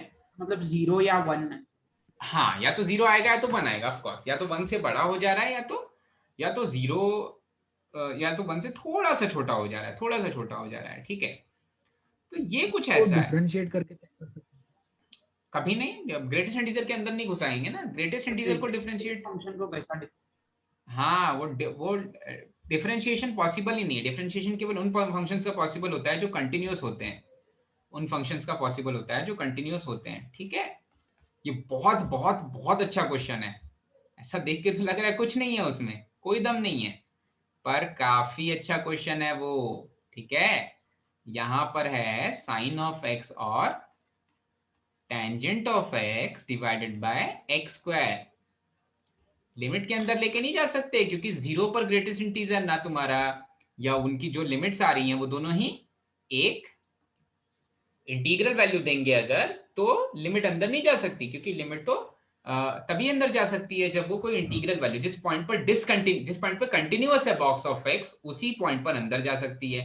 अच्छा, पर आपको पता है कि लिमिट एक्स टेंड्स टू 0, ये वाली चीज है sine of x into sine of x divided by x square into cosine of x, ठीक है। तो this thing is same as limit x tends to 0 box of sine of x divided by sine square x divided by x square multiplied by cosine of x multiplied by cosine of x, ठीक है, ऐसा कुछ है। अच्छा भाई, okay. So limit तो अंदर नहीं जा रही है, लिमिट अंदर नहीं जा रही है। अब देखो, sine of x divided by x जो है, sine of x divided by x, जो यहां पर बहुत कंफ्यूजिंग सी चीज आएगी। Sine of x divided by जो एक्स है, उसकी वैल्यू हमेशा 1 से छोटी है, ठीक है। इसकी वैल्यू हमेशा 1 से छोटी है, तो आपको पता है, मतलब एकदम जस्ट पहुंचने वाली है 1 के पास, ठीक है। So this is lesser than 1, this value is lesser than 1, ठीक है, this value is lesser than 1। Cos of x का कोई गारंटी नहीं है। अब ये जो कॉस ऑफ एक्स है, जो डिनोमिनेटर में दिख रहा है, आपको पता है कॉस ऑफ एक्स का ग्राफ कैसा होता है? कॉस ऑफ एक्स का ग्राफ कुछ ऐसा होता है, ये 1 से जस्ट छोटा होने वाला है दोनों तरफ ही, ठीक है। 1 माइनस पे जाओगे तब भी 1 से छोटा होने वाला है, 1 पॉजिटिव पे जाओगे तब भी 1 से छोटा होने वाला है, ठीक है। तो आपका जो न्यूमरेटर है वो भी 1 से छोटा है, और डिनोमिनेटर है वो भी कहीं ना कहीं 1 से छोटा होने वाला है।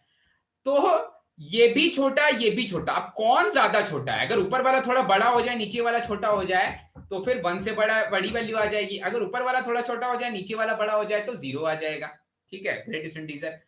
तो फिर क्या करें? तो फिर क्या करना पड़ेगा? क्या सोच रहे हो आप? क्या होगा यहाँ पर? क्या होना चाहिए? तो लेफ्ट हैंड लिमिट और right hand limit. Left hand limit, right hand limit वही है ऋषिकेश। देखो मैं बता देता हूं आपको दोनों ही चीजें, एक बार क्लियर कर देता हूं, फिर फाइनल में आउटपुट बताता हूं इसका, ठीक है। यहां पर ऐसा बोलते हैं, sine of x upon x, sine of x upon x, इसकी वैल्यू हमेशा लेस देन 1 होगी, या लिमिटिंग केस में बराबर हो जाएगी 1 के, अप्रोच कर रही है, ठीक है। अब आप लेफ्ट हैंड साइड से जाओ चाहे राइट हैंड साइड से जाओ, कहानी तो वही है, साइन ऑफ एक्स हमेशा y is equal to x के नीचे रहता है, ठीक है, मैग्नीट्यूड में, क्योंकि उसका स्क्वायर हो रहा है, तो ये y is equal to x के नीचे ही है अगर मैं इसका रिफ्लेक्शन ले लूं तो, क्योंकि स्क्वायर हो रहा है उसका, ठीक है। अच्छा भाई, तो सॉरी, हाँ, साइन ऑफ एक्स हमेशा नीचे, इसका मतलब x हमेशा बड़ा है साइन ऑफ एक्स से, मतलब साइन ऑफ एक्स हमेशा छोटा है x से, ठीक है। तो sine of x upon x तो 1 से छोटी वैल्यू दे रहा है, ठीक है।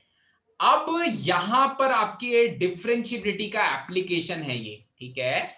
यहां पर जो कोसाइन ऑफ एक्स है, जो कोसाइन ऑफ एक्स है, वो जब 0 के आसपास में रहता है ना, कोसाइन ऑफ एक्स जो है वो जब 0 के आसपास में रहता है, तो वो इतना जल्दी 1 से छोटा नहीं होता जितना जल्दी ये रेशियो 1 से छोटा चले जाता है, ठीक है। मतलब जब आप x इज इक्वल टू 0 से थोड़ा राइट या थोड़ा लेफ्ट जा रहे हो, तो cos ऑफ x की वैल्यू अभी भी 1 बोल सकते हैं, वो value sine of x upon x, sine of x upon x जल्दी छोटा हो जाएगा 1 से, ठीक है। तो वो value sine of x upon x से बड़ी ही रहेगी, ठीक है। फिर से सुनो, जब आप x के 0 के राइट में जा रहे हो या 0 से लेफ्ट में जा रहे हो, तो sine of x upon x, हाँ, इसका भी रेशियो 1 आने वाला है, इसका भी रेशियो कहीं ना कहीं 1 के अबाउट ही है। पर जैसे ही आप थोड़ा सा दूर जाओगे ना 0 से, तो sine of x upon x जल्दी छोटा होने लग जाएगा as compare to cos of x. Cos of x अभी भी 1 दे रहा होगा या 1 से 0.99 दे रहा होगा, तो ये सोच लो sine of x upon x 0.98 दे रहा है, ठीक है। ये थोड़ा जल्दी छोटा हो जाएगा, और जो जल्दी छोटा हो जाएगा उसके लिए न्यूमरेटर छोटा हो जाएगा, और अगर न्यूमरेटर छोटा हो जाएगा इसके वजह से पूरा का पूरा ग्रेटेस्ट इंटीजर की वैल्यू 0 आ जाएगी, ठीक है। चमका क्या? अब बोलोगे सर ये वाली चीज कैसे हो सकती है? ये वाली चीज तो डिफरेंशिएबिलिटी में आएगी। आप कभी इसको सर्च करना, ये क्वेश्चन का भी सर्च करना ऑनलाइन, वहां पर बोलेगा using graph cos of x is always having a value greater than sin of x upon x, ठीक है। तो इसको कैसे पता करते हैं कि cos of x की value sin of x upon x से बड़ी है? भाई सब्ट्रैक्ट कर दो। अरे मैं तुमसे पूछूंगा 7/11 और 2011/3001 में कौन बड़ा, तुम क्या बोलोगे? सर माइनस करके देखते हैं भाई, क्रॉस मल्टीप्लाई करके, ठीक है। तो यहां पर भी वही चीज होती है कि x times of sin of x x times of cos of x minus sin of x हमेशा बड़ा होता है 0 से, ठीक है।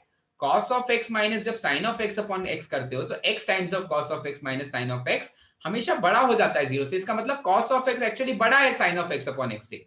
मेरा न्यूमरेटर पॉजिटिव हो गया, cos of x हमेशा बड़ा है sin of x upon x से, ठीक है। सुन्यान फिर से बता दूं क्या? बताने का कुछ है ही नहीं। हाँ यासिर बोल। सर ये तो sine of x upon x तो 1 से छोटा आएगा ना, फिर हाँ, उसका बिल्कुल। स्क्वायर और ज्यादा छोटा है, तो ऐसा हाँ। भी कैसे? देखो वहां पर ना यासिर ऐसा है ना कि वो इतनी वैल्यू बन चुका है 0.9999 समथिंग, कि उसका स्क्वायर भी शायद 0.9999 समथिंग ही आता है। तो उससे गारंटी नहीं कर सकते। जब आप 0.999 का स्क्वायर करोगे ना, तो आप देख लो ऐसा ही आएगा, 0.999 ही दिखेगा आपको वहां पर स्क्वायर में भी, ठीक है। तो उससे नहीं बोल सकते, पर हाँ एक लॉजिक आप याद रखने के लिए बोल सकते हो कि चलो sir sine of x upon x खुद ही 1 से छोटा है, और वो और 1 से छोटा हो जा रहा है जब उसका स्क्वायर कर दे रहे हैं तो, ठीक है। पर जो एक्चुअल थ्योरी वाला पार्ट है वो ये है कि cos ऑफ x जब 0 से राइट या लेफ्ट में जाता है, तो वो उतनी छोटी वैल्यू नहीं बनाता जितनी छोटी sine of x upon x बना दे रहा है। इसलिए यहां पर मेरा न्यूमरेटर ज्यादा छोटा है एज कंपेयर टू डिनोमिनेटर, और इसकी वैल्यू एब्सोल्यूट 0 आ जाएगी, ठीक है। न्यूमरेटर ज्यादा छोटा हो जा रहा है डिनोमिनेटर से, इसलिए इसकी एब्सोल्यूट वैल्यू 0 हो जा रही है, ठीक है भाई। Yes. तो अभी के Yes. लिए तो हम यहीं पर खत्म कर